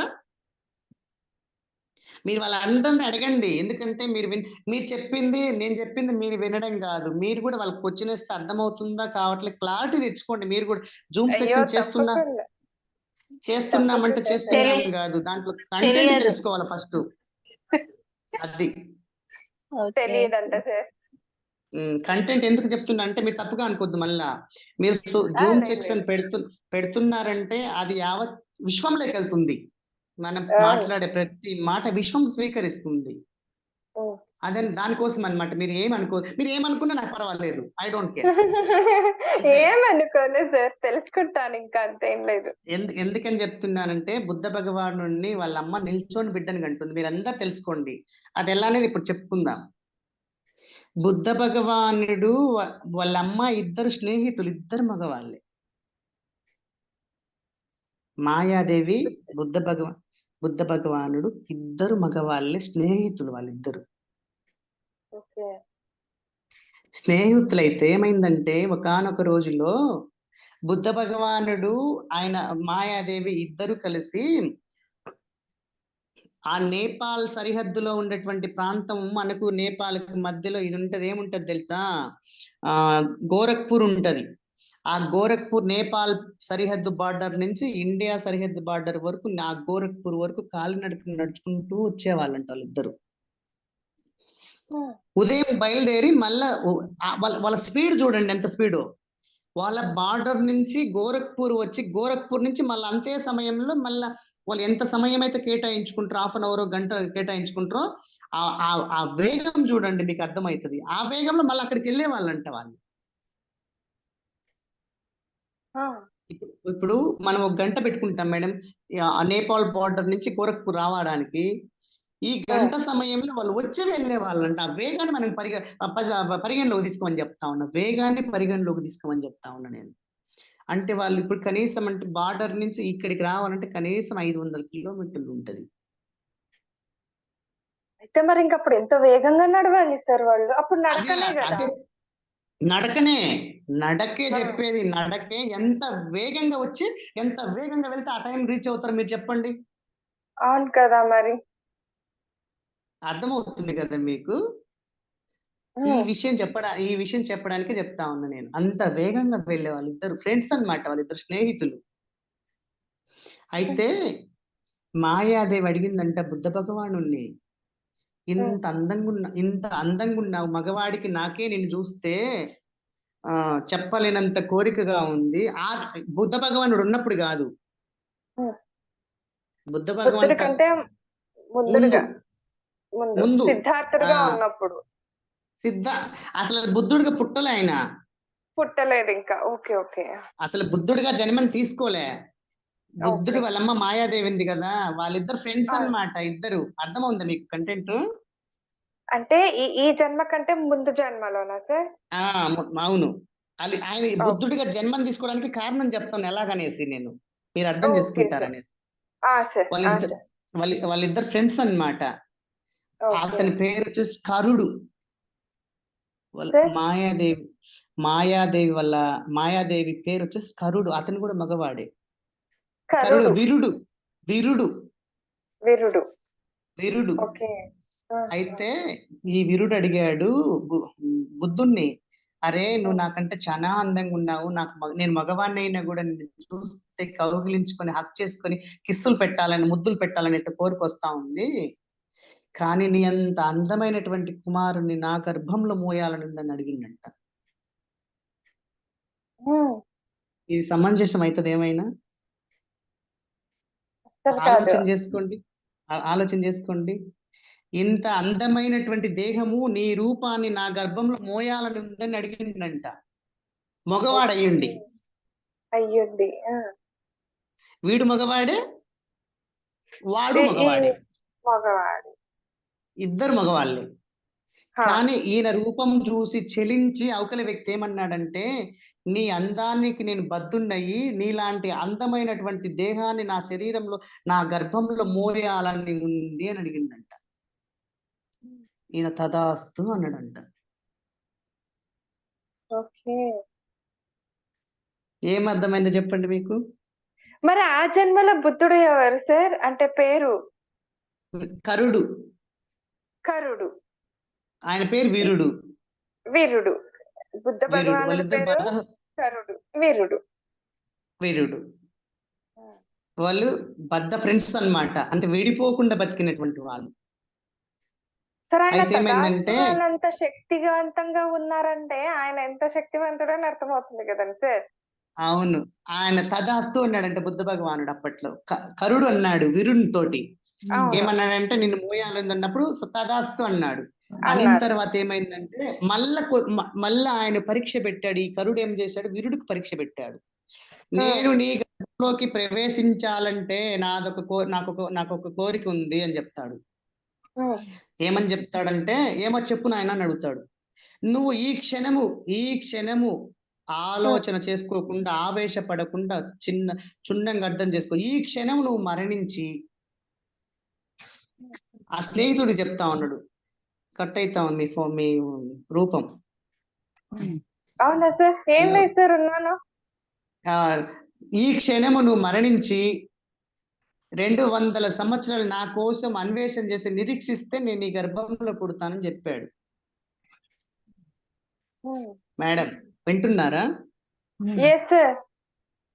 ఈ క్షణం నువ్వు మరణించాలి, ఫ్రెండ్. మరణించిన తర్వాత 200 సంవత్సరాలు ఆ సోల్ అట్నే పెట్టుకొని వేరే దేహంలోకి ప్రవేశించకుండా నీవు మళ్ళా మాయాదేవిగా రూపం తీసుకొని, ఆడక రూపం తీసుకొని, నువ్వు ఎప్పుడైతే రూపం తీసుకొని నన్ను ప్రేరణ చేసుకుని నీ గర్భంలోకి కావాలని కోరిక పెట్టుకుంటావో అప్పుడు మాత్రమే నేను నీ గర్భంలోకి వస్తానని చెప్పాడనమాట. ఓకే, నేను ఈ క్షణంలో మరణిస్తానని చెప్తాడు. చెప్పిన తర్వాత నాకు ఇంకొక కోరిక ఉంది. నేను నీ గర్భంలో పుట్టిన తర్వాత 3వ రోజు నువ్వు మళ్ళా మరణించాలి. ఓకే. అర్థమైందా నీకు? సార్ అందుకే మాయాదేవి బాడీ వేకెట్ చేసేస్తారు కదండి సార్. ఆయన ఆయన పుట్టిన బుద్ధుడు పుట్టిన 3వ రోజుటికే మాయాదేవి మరణించాల. అది ఆమె బాడీ వికెట్ చేయడం కాదు, ఆమె శాసనం అది. ఆమె ఒప్పుకొని శాసనం వచ్చింది అక్కడ. వచ్చింది అక్కడ. ఎక్కడ ఎవరితో ఒప్పుకొని వచ్చింది? కరుడుతోటి. కరుడుతోటి ఒప్పందం చేసుకొని ఇక్కడికి వచ్చింది ఆమె. అవును. అప్పుడు ఏమైందంటే వాళ్ళిద్దరు బట్టి సంభాషణ మీకు అర్థమవుతున్నట్టు అర్థం కావాలని చెప్తా ఉన్నా నేను.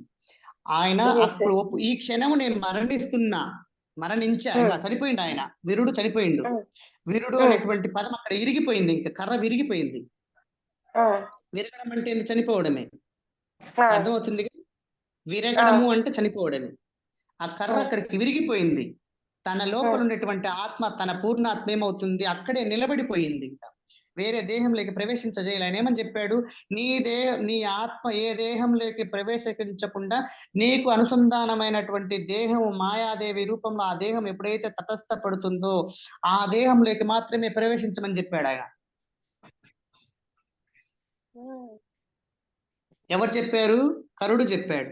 అప్పుడు ఆ క్షణంలో మరణించి 200 అది చూడండి, 200 సంవత్సరాలు మళ్ళీ నిరీక్షించాలను, అన్వేషణ చేయాలి, వేరే దేహంలోకి వెళ్లకుండా తపస్సు చేయాలి, ఆత్మ తపస్సు చేయాలి. అప్పుడు ఆ మాయాదేవి అయినటువంటి శరీరం నీకు అందుబాటులోకి వస్తుంది. ఆ శరీరం ఉత్తమమైనటువంటి శరీరము. ఈ శరీరంతో నీకు పుణ్యలోకాలు ప్రాప్తిస్తాయని చెప్పాడనమాట. ఈ కరుడు చెప్పాడు వీరుడికి. అప్పుడు ఈయన 200 సంవత్సరాలు అన్వేషణ చేసి మాయాదేవి శరీరం ధరించుకొని అప్పుడు మళ్ళా పుట్టి ఆడరూపంగా జన్మం తీసుకొని ఆమె ఏం చేసిందంటే శుద్ధోదన మహారాజును పెళ్లి చేసుకుంటది. శుద్ధోదన మహారాజును పెళ్లి చేసుకున్న తర్వాత ఆమె ఒక రాజుని పెళ్లి చేసుకుంటది. రాజు కాదు, ఆయన చక్రవర్తి. ప్రపంచంలో 6 మంది చక్రవర్తులు ఉంటారు. వాళ్ళను చక్రవర్తులు అంటారు. చక్రవర్తులే కల్లా శుద్ధోదన మహారాజు వచ్చేసి ఫస్ట్ స్థానంలో ఉండేటువంటి చక్రవర్తి, నెంబర్ 1 చక్రవర్తి. 6 మంది లెక్కల గొప్పవాడు శుద్ధోదన మహారాజు. ఈ శుద్ధోదన మహారాజుని పెళ్లి చేసుకుంటది ఎవరు? మాయాదేవి. మాయాదేవి పెళ్లి చేసుకుంటది. మాయాదేవి పెళ్లి చేసుకున్న తర్వాత ఏమైందంటే ఆ రాజ్యానికి బద్ధుడై ఆమె అందచందాలకు భటులతోటి ఆమె కోలాహలాలు, స్నేహితులు, పరిచారకులు, ఆమె యవ్వనము అంతా కలబోసిన వెన్నెల్లాగా అయిపోయింది ఆమె రూపం అంతా. అయిన తర్వాత ఈ కరుడు గురించి మర్చిపోయింది. ఇంకా ఆమె ఎందుకు మర్చిపోయింది? ఈ మాయలో పడింది. ఇక్కడ ఈయన ప్రేమలో ఆ రాజ్యంలో ఉండేటువంటి సంపదను చూసి, గర్వం చూసి భ్రమించి ఆమె మనసు చెలించిపోయింది అనమాట.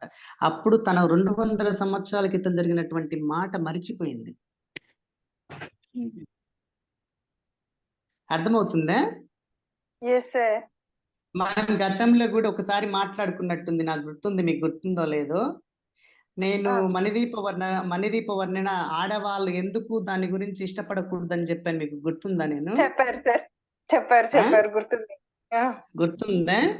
ఆ రోజు అడిగాను, ఎందుకు సార్ మణిద్వీపాన్ని మీరు ఎందుకు అది దాని వైపు ఎందుకు చూడకూడదు, ఈ రెండింటి వైపే చూడాలని చెప్పారంటే మీరు అప్పుడు వివరించి చెప్పారు.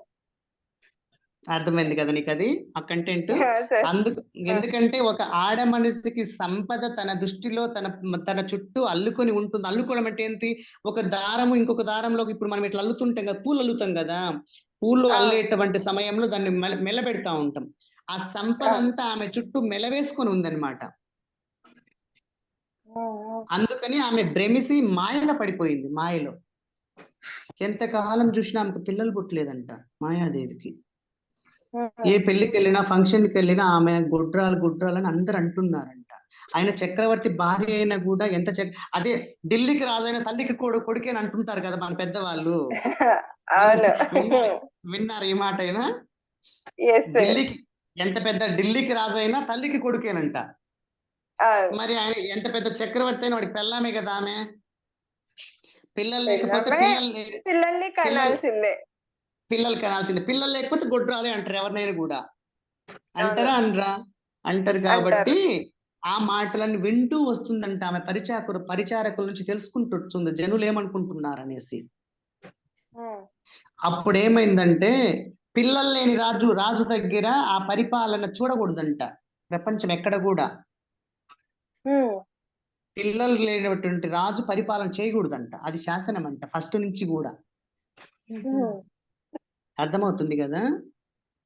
సార్. అందుకే శ్రీరామచంద్రుడి వాళ్ళ నాన్నకు ఒక కూతురు ఉంది, దశరథ మహారాజుకు. మీకు తెలుసో తెలియదు, ప్రపంచానికి తెలియదు.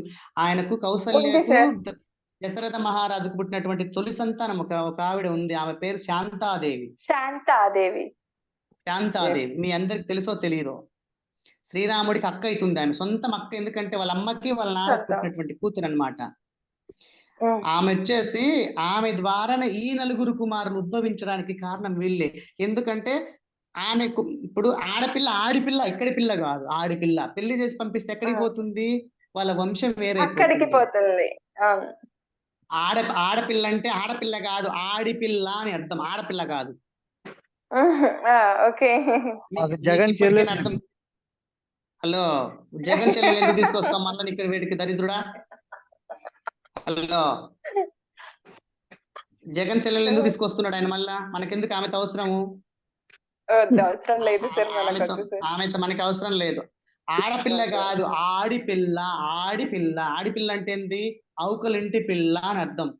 అదే అక్కడే అమ్మాయే ఇంకా అని చెప్పేసి మొత్తం. అది అర్థం ఆడిపిల్ల అంటే. అట్లాగా దానికోసమే చెప్తా వచ్చిందనమాట. ఎందుకు మళ్ళీ మనం వేరే దాంట్లోకి వెళ్తా ఉన్నాం. రామాయణం గురించి మనకొద్దు. మనం మాట్లాడుకుందాం. ఎందుకని చెప్తున్నానంటే దానికి ఉదాహరణ చెప్తా ఉన్నాను. ఈమె మాయలో పడిపోయిన తర్వాత పిల్లలు కనడానికి ఈమెకు అర్హత ఉంది, కానీ ఆమెకు తెలుసుకోలేకపోతా ఉంది. ఆమె చేసినటువంటి వాగ్దానం ఎప్పుడు గుర్తొస్తుందంటే 10 మంది కూడి ఈమె గొడ్రాలు అనేటువంటి పదం వాడుకలోకి వచ్చిందో అప్పుడు మాయాదేవికి ఎంతకాలమైన పిల్లలు పుట్టకపోయేసరికి ఆమె ఏం చేసిందంటే తన సొంత చెల్లెలైనటువంటి గౌతమినిచ్చి పెళ్లి చేస్తుంది. మళ్ళీ రెండో పెళ్లి. ఈ జనరేషన్ ఎవరైనా తనకు చవితిగా వస్తుందంటే చెల్లెని కాదు ఎవరినైనా తీసుకొచ్చుకుంటారా? పిల్లలు పుట్టకపోయినా కానీ మానుకుంటారు, కానీ సవితిగా తెచ్చుకుంటారా? అస్సలు తెచ్చుకోరు. మీరు చెప్పండి, మీ మనసా వాచకర్మని చెప్పండి. అస్సలు తెచ్చుకోరు. తెచ్చుకోరు. అది కానీ ఆమె చవితిగా అనుకోకుండా తన చెల్లెలి గౌతమినిచ్చి శుద్ధోదన మహారాజుకి ఇచ్చి మళ్ళీ పెళ్లి చేస్తుంది. ఆయనకి 2 సంతానం పుడతారు, ఒక ఆడ ఒక మగ పుడతారు. పుట్టిన తర్వాత వాళ్ళు ఆలన పాలన చూస్తా ఉంటే అప్పుడు ఈమెకు ఈర్ష్య కలిగింది. ఎవరికి? నాకు సంతానం లేకపోవట్టే కదా నన్ను ఇట్లా చూసేది, ఎవరైనా సంతానం ఉన్న వాళ్ళకి విలువిస్తున్నారనేటువంటి ఉద్దేశంతో ఆమె ఏం చేసిందంటే ఒక గదిలో భర్తతో మాట్లాడకుండా కొంతకాలం 4 గోడలు నిర్బంధించుకొని, గాలి వెలుతురు లేకుండా రూములో నిర్బంధించుకొని కూర్చొని అన్వేషణ మొదలు పెట్టిందంట. అప్పుడు దివ్యవాణి ఆమెకు ఆత్మల అనుసంధానమై ఆ దివ్యవాణి ఆమెతో పలికిందంట. 200 సంవత్సరాల క్రితము నీవు మగవాడివి, రూపం దాల్చుకొని నీవు మరణించి మళ్ళీ 200 సంవత్సరాల తర్వాత ఈ శరీరంలోకి నీ ఆత్మను ప్రవేశపెట్టుకొని వీడిని కంటానని చెప్పి నువ్వు వాగ్దానం చేసి వచ్చావని ఆమెకు దివ్యవాణి ఆమెకు వినిపించిందంట. అప్పటికి ఎంతకాలం అయింది మీరు ఆలోచన చేసుకోండి. అవును. అది ఎంత జన్మ తీసుకోవడానికే 200 ఏళ్ళు, మళ్ళీ పెళ్లి చేసుకొని పెరిగి అంత మళ్ళా ఇంకెన్నేళ్ళు. ఆమెకు మళ్ళీ పెళ్లి చేసుకున్న తర్వాత వాళ్ళ చెల్లెనిచ్చి పెళ్లి చేసిన తర్వాత కూడా ఆమెకి 2 సంతానం కలిగింది మళ్ళా కదా. మరి అప్పుడు ఈమె ఎప్పుడైతే 4 గోడల మధ్యలో నిర్బంధించుకొని ఉన్నప్పుడు ఆమెకు దివ్యవాణి వచ్చేంత వరకు ఆమెకు తెలీదా మేడం? తెలీదనే కదండి సార్. మరి తెలీదు ఆమెకి. తెలియకనే వేరే వాళ్ళు చెప్పితే తెలుసుకొని అప్పుడు సాధనలోకి దిగిందనమాట. సాధన అంటే ఎట్లుంటది? ఘోరమైనటువంటి అన్వేషణ అనేటువంటి సాధనలోకి వెళ్ళింది ఆమె. సాధనలోకి వెళ్ళిన తర్వాత అద్భుత శక్తి ద్వారా ఆమెకు అనుకోకుండా ఆమె గర్భంలోకి అతీతమైనటువంటి అతీంద్ర శక్తితో కూడుకున్నటువంటి ఇంద్రియాలు తన శరీరం లోపలికి వెళ్ళాయన్నమాట, గర్భంలోకి. అప్పుడు ఆమె ఆమె సాధన నిద్రలో చేసింది, కూర్చొని కాదు. ఆమె శరీరంలో ఆమె లోపల గర్భస్థానంలో లోపల బరువు ఎక్కడం గమనించిందంట నిద్రలో. నిద్రలో ఉమ్, గమనించిన తర్వాత వెంటనే లేచి కూర్చుందంటే బల్లును లేచి కూర్చుందంటే నాలుగు గోడలు తెలుసుకొని ఇదేంటి ఉమ్. అనుకోకుండా నా శరీరంలో నా గర్భం బరువెక్కుతుంది అనేసి అప్పుడు రాజవైద్యుని తీసుకొస్తే రాజవైద్యుడు నిర్ధారణ చేశాడంట మాయాదేవి గర్భవతి అనేసి. ఉమ్. అర్థమవుతుందా? అసలు బుద్ధుడు అనేవాడు ఎట్లా వస్తున్నాడు చూడండి. Okay sir. మరి మనం చేస్తున్నాం అసలు మేము అట్లా. ఎప్పుడు వినని కథను మీరు చెప్పారు. ఇది కథ కాదు, మీరు కథను ఆ, గమనించకండి. కథకు కాళ్ళు ఆ, లేవు, ముంతకు లేదు చెవులు లేదు. లేవు. మేడం మరొకసారి కథకు కాళ్ళు లేవు, ముంతకు కాదు, చెవులు లేవు. ముంతకు చెవులు లేవు. Yes, yes. ఆ కథకు కాళ్ళు లేవు, ముంతకు చెవులు లేవు. ఇది కథ కాదు, నిజ జీవితంలో బుద్ధుడి కాన్సెప్ట్ అన్నమాట. బుద్ధుడి జీవితం ఇది.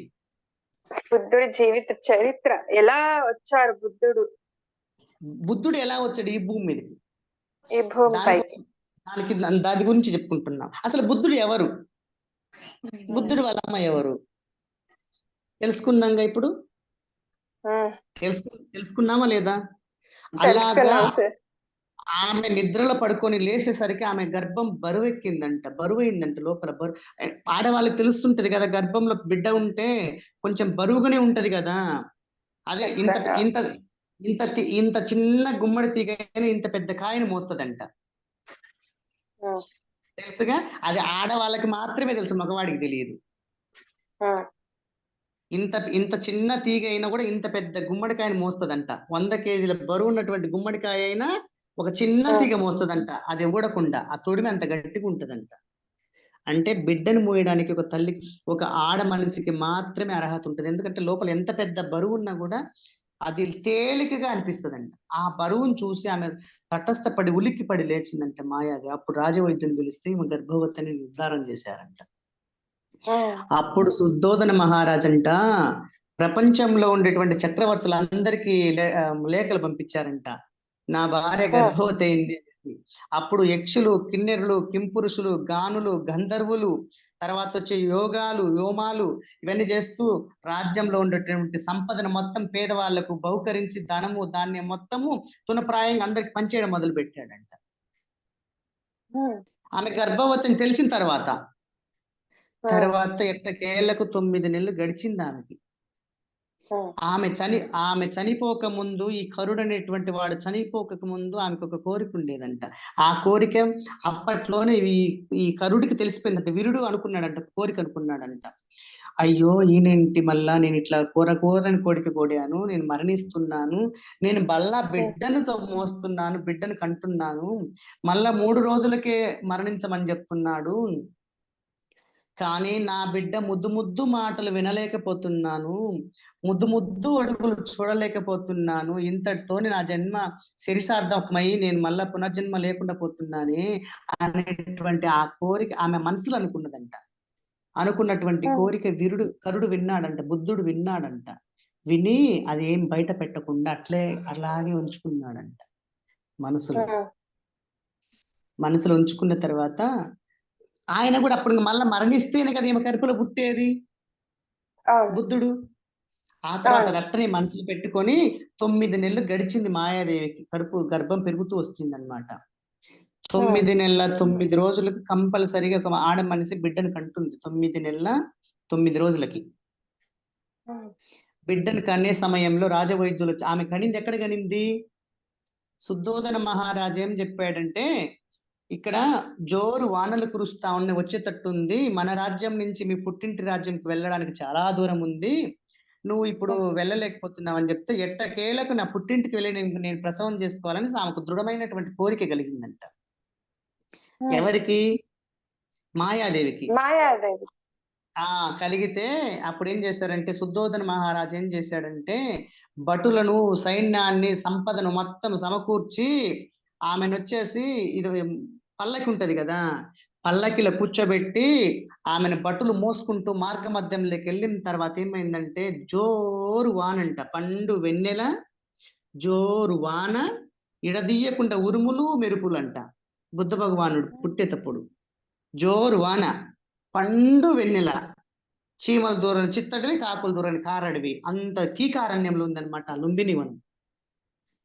ఉంటే అక్కడికి వెళ్ళేసరికి ఆ మురుగులు మెరుపుల ఆ తాకిడికి తట్టుకోలేక భటులు ఆ పల్లకి దించేసి వాళ్ళు చెట్ల కిందికి అట్లా పరిగెత్తుకుంటూ వెళ్ళిపోయారంట. అప్పటికప్పుడు ఇంకా ఆమెకి పురిటి నొప్పులు స్టార్ట్ అయినాయంట. స్టార్ట్ అయ్యి ఆమె ఆ పల్లకిలో నుంచి లేచి ఆ రోదనకు తట్టుకోలేక కొంత దూరం జోగాడుతూ మళ్ళీ లేచి పడుతూ లేస్తూ పడుతూ లోపల బిడ్డ కనే వాళ్ళకి తెలుస్తుంది, మాకు తెలియదు ఆ బాధ ఎట్లుంటుందో. ఎందుకు ఆ బాధ పడుతూ ఆమె లేస్తూ పోతూ ఉన్న సమయంలో ఆ లుంబిని వనం దరిదాపుకు మధ్యలోకి చేరుకో సమయంలో ఆమె ఆమె వైపు ఉండేటువంటి ఒక బండి ఉంటది అనమాట. పెద్ద ఒక రాయి ఉంటది అనమాట, చుట్టూ రౌండ్ తిరిగి ఉంటది అనమాట. అది కొన్ని టన్నుల బరువు ఉంటది అనమాట. బరువు అంత పెద్ద రాయి అనమాట. ఆ మంట ఆ బిడ్డను మోయలేక, కడుపులో ఉన్నటువంటి బిడ్డను మోయలేక ఆ బండ మధ్యలోకి వచ్చేసి ఆ బండకు అటువైపు ఒక కాలు ఇటువైపు ఒక కాలు పెట్టిందంట. మధ్యలో బండి ఉందంట. అర్థమవుతుందా మీకు? ఇప్పుడు కాళ్ళ మధ్యలో బండి ఉంది, అటువైపు కాలు ఇటువైపు కాలు ఉంది. అప్పుడు ఏమైందంటే ఆ పురిటి నొప్పులలో ఉండేటువంటి బిడ్డ హఠాత్తుగా తల్లి గర్భంలో నుంచి జారి ఆ బండ మీద పడ్డాడంట. మరి అంత పెద్ద బండ మీద పడినటువంటి ఆ బిడ్డ మామూలు మానవులైతే బతికి బట్ట కడతారా? మీకు క్వశ్చన్ ఆన్సర్ చెప్పాలి. సార్ బ్రతకరు. ఆయన ఆలోచన అక్కర్లేదు, ఇంకా బ్రతకరు. అంత పెద్ద బండ మీద ఆమె ఆ ప్రసవం కూడా ఎట్లా జరిగిందో తెలుసా? ఒక దూది పిందెము మనం ఆ ఇత్తనం తీసిన తర్వాత దూది గాలిలోకి ఎలా ఎగురుతుంటదో ఆ తల్లి గర్భంలో ఉండేటువంటి ఆ బిడ్డ ఆ దూది కంటే తేలికగా అలా అలా అలా అలా అలా గాలిలో తేలుతూ వచ్చేసి ఆ బండ మీద అలా పడుతున్నాడంట. ఎంత గొప్పవరమో చూడండి.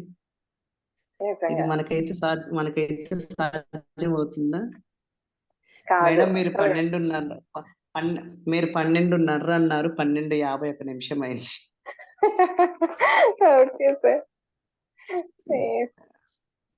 అయిన తర్వాత ఈ 2 నిమిషాలు చెప్పుకొని మళ్ళా తర్వాత క్వశ్చన్స్ అడుగుకుందాం.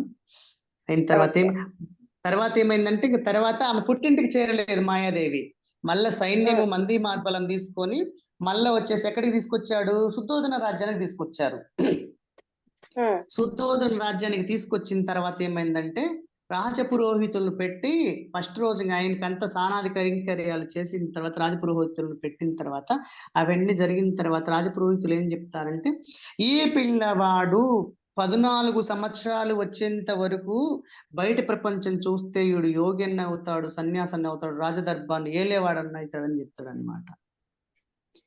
ఆకాశవాణి పలికిద్ది కదా, పలికినప్పుడు ఈ శుద్ధోదన భయం పట్టుకుంటది.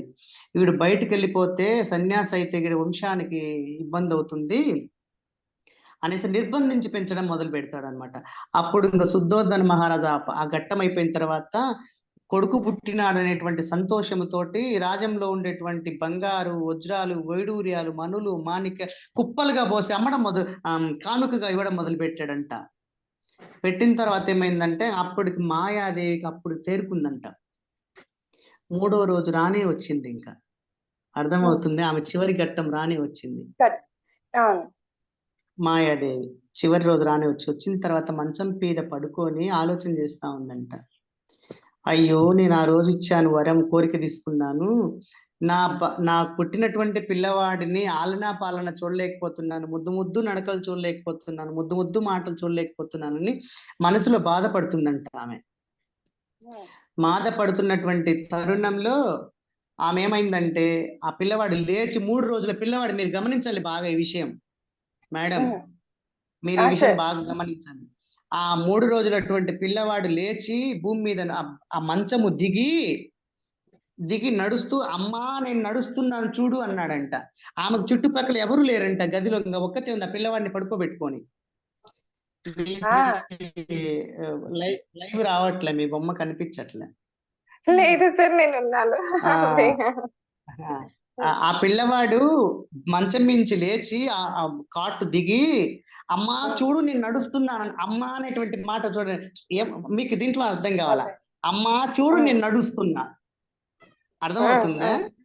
అమ్మా చూడు నేను నడుస్తున్నా అమ్మ అనేటువంటి మాట మాట్లాడడము, చూడు అనేటువంటి మాట వినడము, నడుక చూడడము, 3 మాటలు. అర్థమైంది కదా మీకు? ఆ 3 రోజుల పిల్లవాడు మంచం దిగి అమ్మా చూడు నేను నడుస్తున్నాననేటువంటి నోటితోటి మాట్లాడి నడక చూపించాడంట ఆమెకి. కృష్ణ భగవానుడు కదా యశోదకి తన కంఠంలోని 14 లోకాలు చూపించినట్టు ఆయన జీవితం మొత్తం ఆ నడకలు చూపించాడంట ఆమెకి. అప్పుడు ఆమె కళ్ళు మూతలు పడ్డాయంట.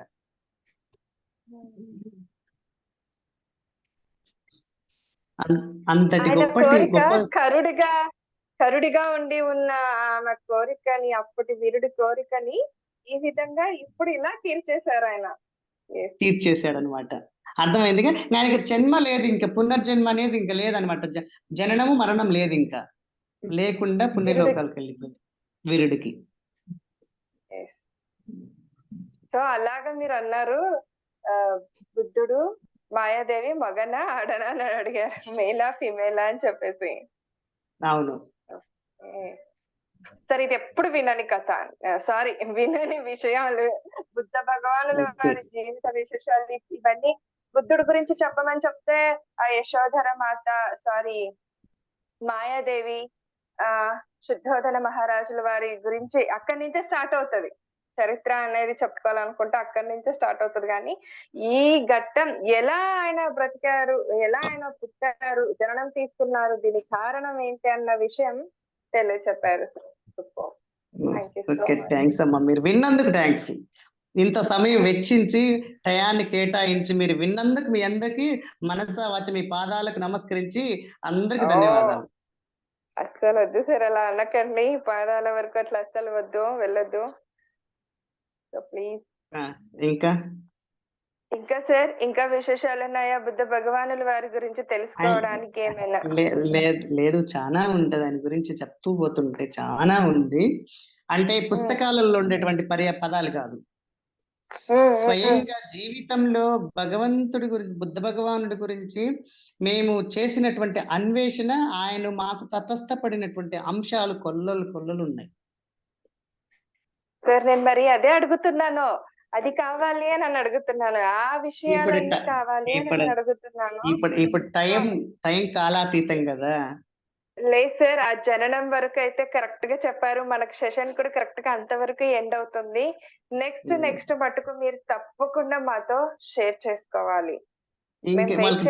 డౌట్స్ అడగండి మేడం, డౌట్స్ ఏమైనా ఫ్రెండ్స్. మీరంతా కూడా మాట్లాడండి. మేడం ఇంకో చిన్న విషయం, 10 మంది జూమ్ లో ఉన్నారన్నారు కదా, నేను అందరినీ చూడాలనుకుంటున్నాను. దయచేసి వీడియోస్ అంటే ఆన్ చేసుకోండి. పావని గారు ఉన్నారు, ఇక్కడ ఠాగూర్ గారు ఉన్నారు, మన రమ్య ఉన్నారు. సో ఇంకా ఏమనుకోవద్దు దయచేసి, వాళ్ళ మనసులో ఏమనుకోవద్దు, అందరిని చూడాలి.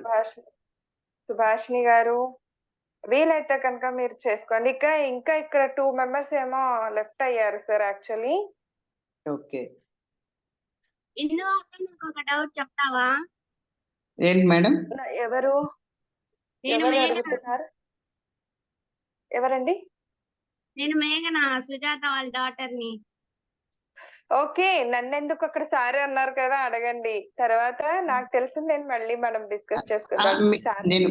మీరు ఎక్స్ప్లెయిన్ చేయండి, నేను వాళ్ళని చూస్తా. ఫస్ట్ చూసిన తర్వాత మీరు ఎక్స్ప్లెయిన్ చేస్తే సరిపోతుంది. ఓకే, మరి ఓపెన్ చేసుకోండి, వీడియో ఆన్ చేసుకోండి. మేఘన, హాయ్. హాయ్ నాన్న, చెప్పండి. అంటే ఇందాక సార్ చెప్పారు కదా.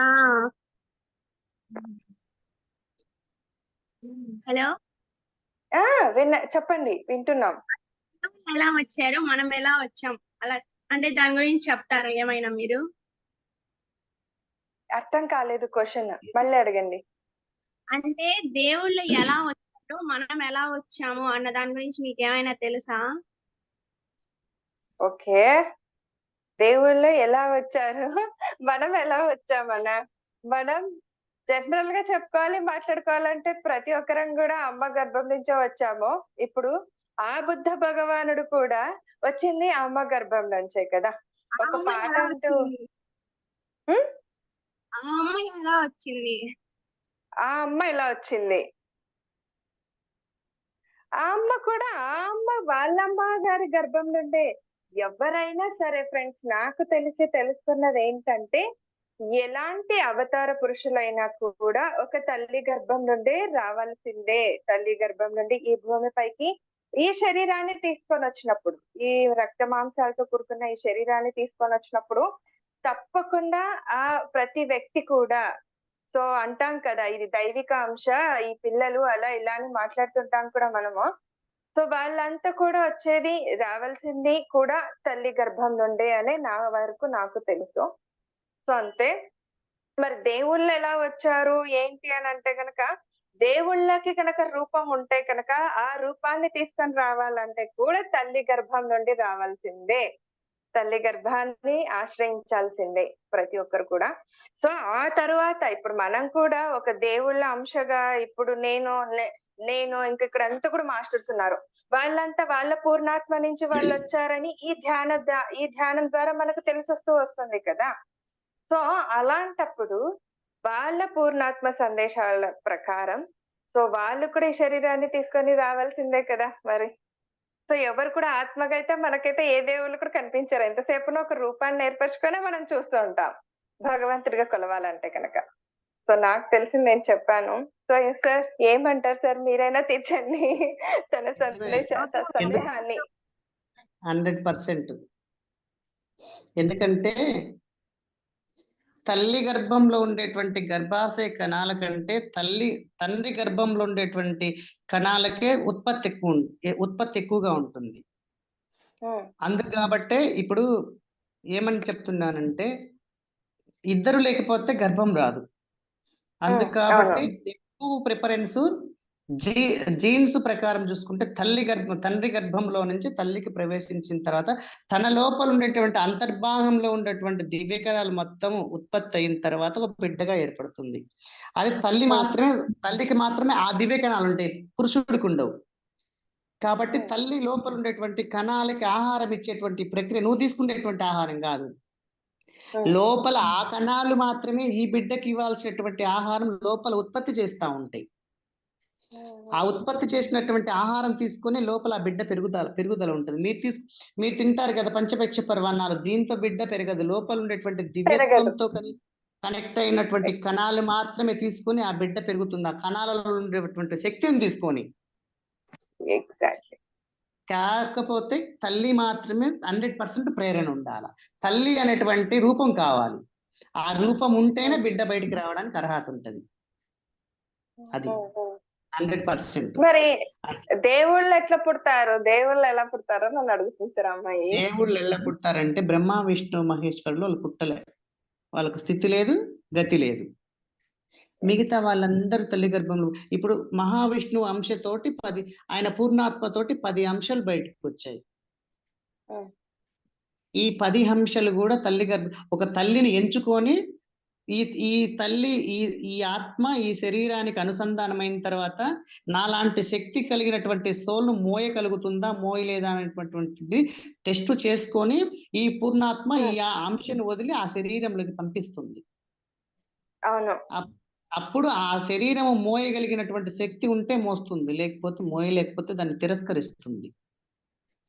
అందుకు మాత్రమే ఆ శరీరాలు అవకల శరీరంలోకి పంపించినప్పుడు వాళ్ళు పుట్టుకతో మానవులుగా పుడతారు, పెరుగుతూ దైవం అవుతారు, దైవత్వం పొందుతారు. వాళ్ళు పుట్టేటప్పుడు ప్రతివాడు మానవుడే, పెరుగుతూ దైవం అయ్యారు వాళ్ళు. కానీ తల్లి అవసరం. 100%. Thank you sir, thank you. ఇంకా అడగండి ఏదైనా. నాకు తెలిస్తేనే చెప్తా. Exactly sir. ఇంకా ఫ్రెండ్స్ ఎవరైనా అడగండి. ఇలాంటి మాస్టర్స్ అంటూ మనకు దొరికినప్పుడు వదిలిపెట్టొద్దని మనం ఎప్పుడు చెప్పుకుంటాం కదా. సో ప్లీజ్ అడగండి. ఇంతవరకు చెప్పిన విషయాల్లో ఏమైనా ఉన్నా కూడా అడగండి. పావని గారు మాట్లాడండి. సార్ నమస్తే అండి, చాలా బాగా చెప్పారు సార్. నిజంగా నాకు ఇందు అక్క అన్నట్టుగా బుద్ధుడు. మీ వాయిస్ వినిపించట్లే, మ్యూట్ అయ్యారు.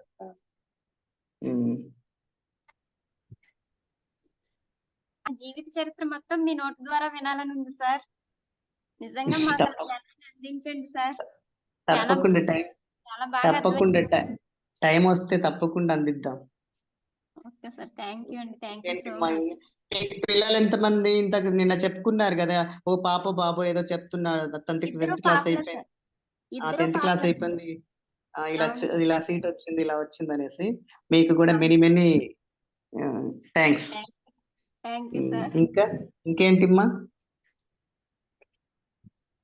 మీరు ఎంతకాలం నుంచి సాధన చేస్తున్నారు? నేను 3 సంవత్సరాలన్నర అవుతుంది సార్ ఇంచుమించు. మీరు ఏ స్థితిలో ఉన్నారు? మీ స్థితి ఏంటి? సార్ ముందు ఒకసారి అడిగారు సార్, నాకు చక్రాస్ గురించి తెలియదు సార్. చక్రాస్ గురించి కాదమ్మా, మీ నాలో స్థితి అయితే ఏంటి? ఈ మెడిటేషన్ లోకి వచ్చాక ఉమ్, తెలిగింది. అవునా? ఎందుకంటే మనం ఎంత చెప్పండి. అది ఎలా తెలుసుకోవాలి? మనం ఎలా స్థితిలో, ఎలాంటి స్థితిలో ఉన్నాము, మనం ఏ స్థితిలో ఉన్నామని మనం ఎలా తెలుసుకోవాలి? 100% తెలుసుకోవచ్చు. ఏముంది, ఇప్పుడు మన సాధన రహస్యాలను బట్టి మన స్థితి ఏంటో తెలుసుకోవచ్చు. స్థితి అంటే ఏంటంటే మూలాధారంలో ఉన్నామా, స్వాదిష్టకంలో ఉన్నామా, అనాహతకంలో ఉన్నామా? వాయిస్ బ్రేక్ అవుతుంది సార్. సంరక్షించేటువంటి అక్కయ్య. జాగృతి, శరీరాన్ని మొత్తాన్ని సంరక్షించేటువంటి శరీరం, అది జాగృత అవస్థలో ఉన్నామా? ఇప్పుడు సపోజు మనకు ఒక మంత్రం ఉంది. ఏం మంత్రం అంటే మృత్యుంజయ మహామంత్రం, తెలుసుగా మీ అందరికి. తెలుసు. త్రయంబకం యజామహే సుగంధిం పుష్టివర్ధనం ఊర్వారుక్షోరుక్షీయమామృతం అంటాం కదా. దీనికి ఒక పదం ఉంది, తాత్పర్యం ఉంది. తర్వాత దానికి తాత్పర్యం ఏంటంటే జాగృత సువస్థవస్థలకు జాగృత సువస్థవస్థలకు దోషపండు పూర్తిగా మాగిన తర్వాత తన తీగ నుండి ఏ విధముగా ఎంత సులువుగా విడదయ్యబడుతుందో, మన ఆత్మకు మన శరీరానికి అనుసంధానమైనటువంటి పదము కూడా ఒక దోసపండు లాంటిదే. ఎందుకంటే దోసపండు పూర్తిగా మాగిన తర్వాత మనం పీకకు ముందే ఆ తొడిమే నుంచి అది జారుకుంటుందంట పక్కకి. మీకు అర్థమవుతుందా? హలో, అది దోస పండుకు మాత్రమే ఉంటుంది, మిగతా ఏ పండుకు ఉండదంట. తొడిమెతో ఇప్పుడు సపోజు దొండపండు ఉంటది, దొండపండు తీగకు మాగిన తర్వాత కూడా లాగితే అది తొడిమె వచ్చేసి తీగకే ఉంటుంది. మీరు గమనించండి. కాకపోతే లాగితే తొడిమె వచ్చేసి తీగకే ఉంటుంది, పండు మాత్రమే జార్ చేతిలోకి వస్తుంది. అలా కాదు, దోస పండు వచ్చేసి పూర్తిగా తీగలో మాగిన తర్వాత తీగ నుంచి తొడిమ వరకు ఇట్లా ఇట్లా పట్టుకోగా తొడిమే ఊడొస్తుంది అనమాట. కింద కుంతలాగా రౌండ్ షేప్ లో ఉంటది కదా, ఆ పూర్తిగా మాగినటువంటి ఆ మధుర ఫలము కిందికి లాగి వచ్చేస్తుందంట. అంత శుతిమెత్తంగా ఉంటుందంటే మన శరీరంలో ఉండేటువంటి మనసు. అదే మృత్యుంజయ మహామంత్రానికి మూలం ఏంటంటే, మన లోపల ఉండేటువంటి మృత్యుంజయుడు కాలగర్భంలో కలవకుండా దోసపండును ఎవడైతే పూర్తిగా మనసావాచ పరమైన పరివర్తనం చెందుతూ ఆ దోషపండు లాంటి మధుర ఫలాన్ని, ఆ సువాసన ఎవరైతే అనుసంధానం చేసి, ఆ సువాసన అంటే ఏంటి? మనము చేసేటువంటి క్రియలు, మనం చేసేటువంటి పని, మనం చేసేటువంటి సాధన, ఈ మూటిని కలబోసుకొని ఉంటది, అదే దోసపండు. మనకు బిడ్డ పుట్టిన తర్వాత అయ్యో దోసపండు లాగున్నాడు అంటాం, గుర్తుంది? ఎవరిని చూడంగానే మీరు విన్నారా ఈ పదము? దోసపండు లాగున్నాడు అంటారు. ఎందుకంటే దోసపండుతో ఎందుకు వర్ణిస్తున్నామంటే మృత్యుంజయ మహామంత్రానికి దోసపండు మూలం అన్నమాట. అందుకే మనం ఎక్కడికి వెళ్ళినా కూడా, ఏ కూర చేసినా కూడా, ఏ పెళ్లికి వెళ్ళినా, ఫంక్షన్కి వెళ్ళినా ముందు దోసకాయ పచ్చడి పెడతారు. గమనించండి, ఎక్కడికి వెళ్ళినా కూడా ఏ పెళ్లి దోసకాయ పచ్చడి పెడతారు. పచ్చి దోసకాయ పచ్చడి దంచేసి రోట్లో వేసి దోసకాయ పచ్చడి పెడతారు. దోసకాయ పచ్చడి మానవుడికి మూలం. అది ఇది తెలుసుకోండి ఫస్ట్. ఓకే, ఇంకా అన్నిటికీ సూపర్. అన్నిటికీ సూపర్ అంటే ఇంకేం ఏ పదం పాడాలో తెలియకుండా అన్నిటికీ సూపర్ అని అంటున్నాం. మరి తెలియని విషయాలు చాలా అయితే తెలుసుకున్నాం సార్ ఈ రోజు. నిజంగా నేను చెప్పలేదు మేడం, నేనైతే చెప్పలేదు మేడం మీకేం విషయాలు. మీ ద్వారా మీ పూర్ణాత్మ చెప్పింది సార్ మేడం, మీ పూర్ణాత్మ మీ ద్వారా చెప్పించింది. అంతే అంతే, నేనైతే ఏం చెప్పను. నా శరీరంతో అయితే ఏం చెప్పలేదు. నాకు నా శరీరం పట్ల కూడా నాకేమీ తెలియదు. నేను విశ్వం దాన్ని ఏమంటారంటే ఆ యూనివర్సల్ ఏదైతే చెప్పిస్తుందో అది మాత్రమే చెప్తాం మేము. యూనివర్సల్ ఏదైతే పలికిస్తుందో అది మాత్రమే మేము మనసవాచి కర్మన వేరే వాళ్ళకి అందిస్తాం. ఎందుకంటే కర్మను ముందు మేము ఆచరిస్తాం, దానిలో ఉండే తద్వారా వచ్చేటువంటి ఫలాన్ని ప్రజలకు అందిస్తాం. మేము తీసుకో ముందు మేము కర్మ ఫలాన్ని అనుసరిస్తాం, మేము దాన్ని అనుభవిస్తాం. కర్మను తద్వారా వచ్చేటువంటి ఫలితం ఉంటది కదా, మధురమైనటువంటి ఫలము. ఆ ఫలాన్ని మాత్రం ప్రపంచానికి అందిస్తాం అన్నమాట. ఆ ఫలాన్ని మేము స్వీకరించాం.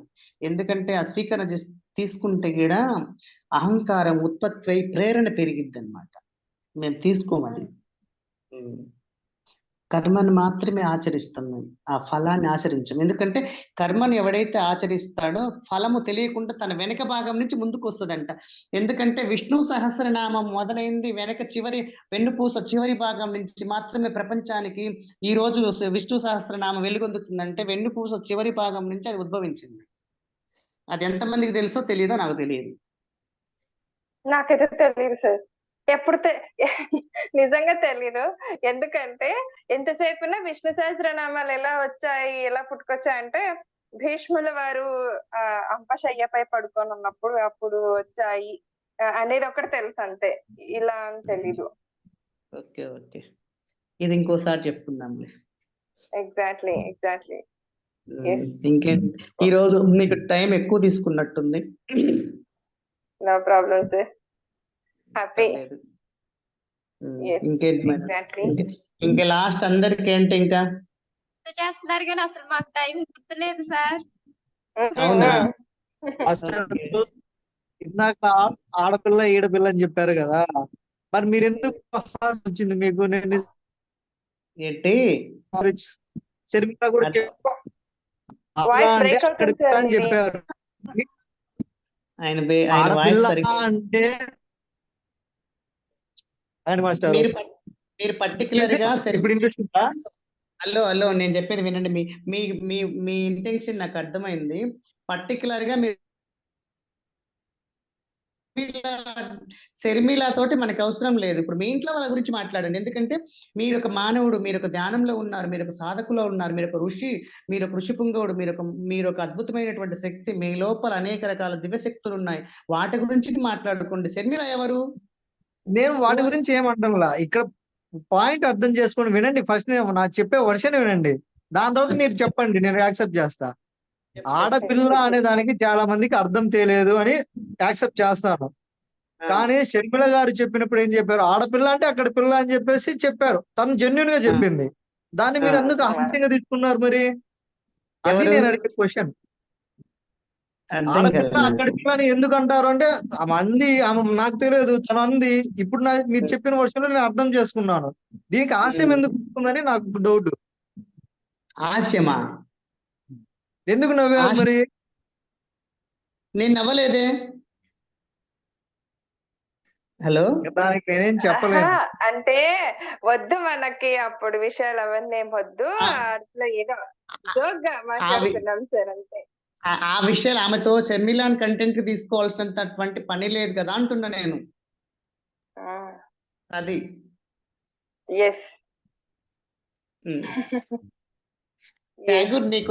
నీకు నేను ఆ విషయం గురించి, ఆమె గురించి అయితే నేను పర్సనల్ గా కాల్ చేసి నీకు నేను ఎక్స్ప్లెయిన్ చేస్తా. వద్దు నీకు ఏ విధంగా ఆ విధంగా నేను ఎక్స్ప్లెయిన్ చేస్తాను.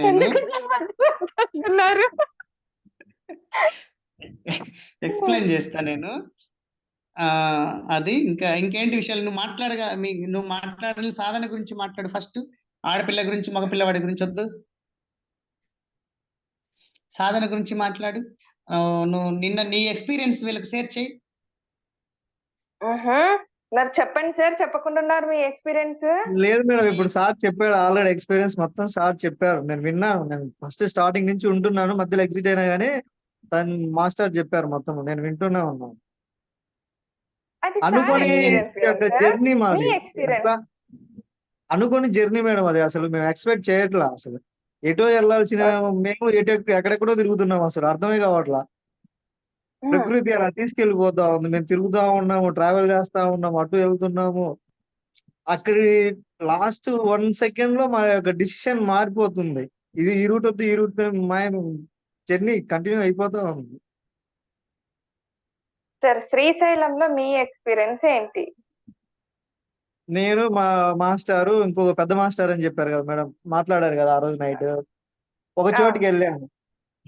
అక్కడ మాకు ఏమనిపించిందంటే గంగని చూడాలనిపించిందని అన్నారు మా పెద్ద మాస్టర్. ఏం సార్? గంగాజలం దగ్గరికి, పాతాళ గంగ దగ్గరికి గంగ. వెళ్ళాలని చెప్పారు. ఓకే. నేను గెస్ చేశాను 2 రూట్స్ ఉన్నాయి, బై స్టెప్స్ ఉన్నాయి కాబట్టి వాకబుల్ డిస్టెన్స్ ఓకే అనుకున్నా. మా గురువు గారు నడవలేని కొంచెం కాలు మోకాలు నొప్పుల వల్ల కాబట్టి నడవలేరు మేము అనుకున్నాం. మేము ఆలోచించుకుంటే ఆటోమేటిక్ గా ఇంకొక వేలో నడుచుకుంటే కిందికి వెళ్ళిపోయాం. అసలు ఎక్స్పెక్ట్ చేయలేదు, గురువు గారు కూడా నడుస్తారని మేము అనుకోలే అసలు. అంత సాఫీగా వెళ్ళిపోయాం. అంత సాఫీగా కిందికి వెళ్ళి గంగలో దర్శనం చేసుకొని మళ్ళీ పైకి వచ్చాం అంతే సాఫీగా. ఎక్స్పెక్ట్ చేయనివి చాలా జరుగుతున్నాయి అక్కడ.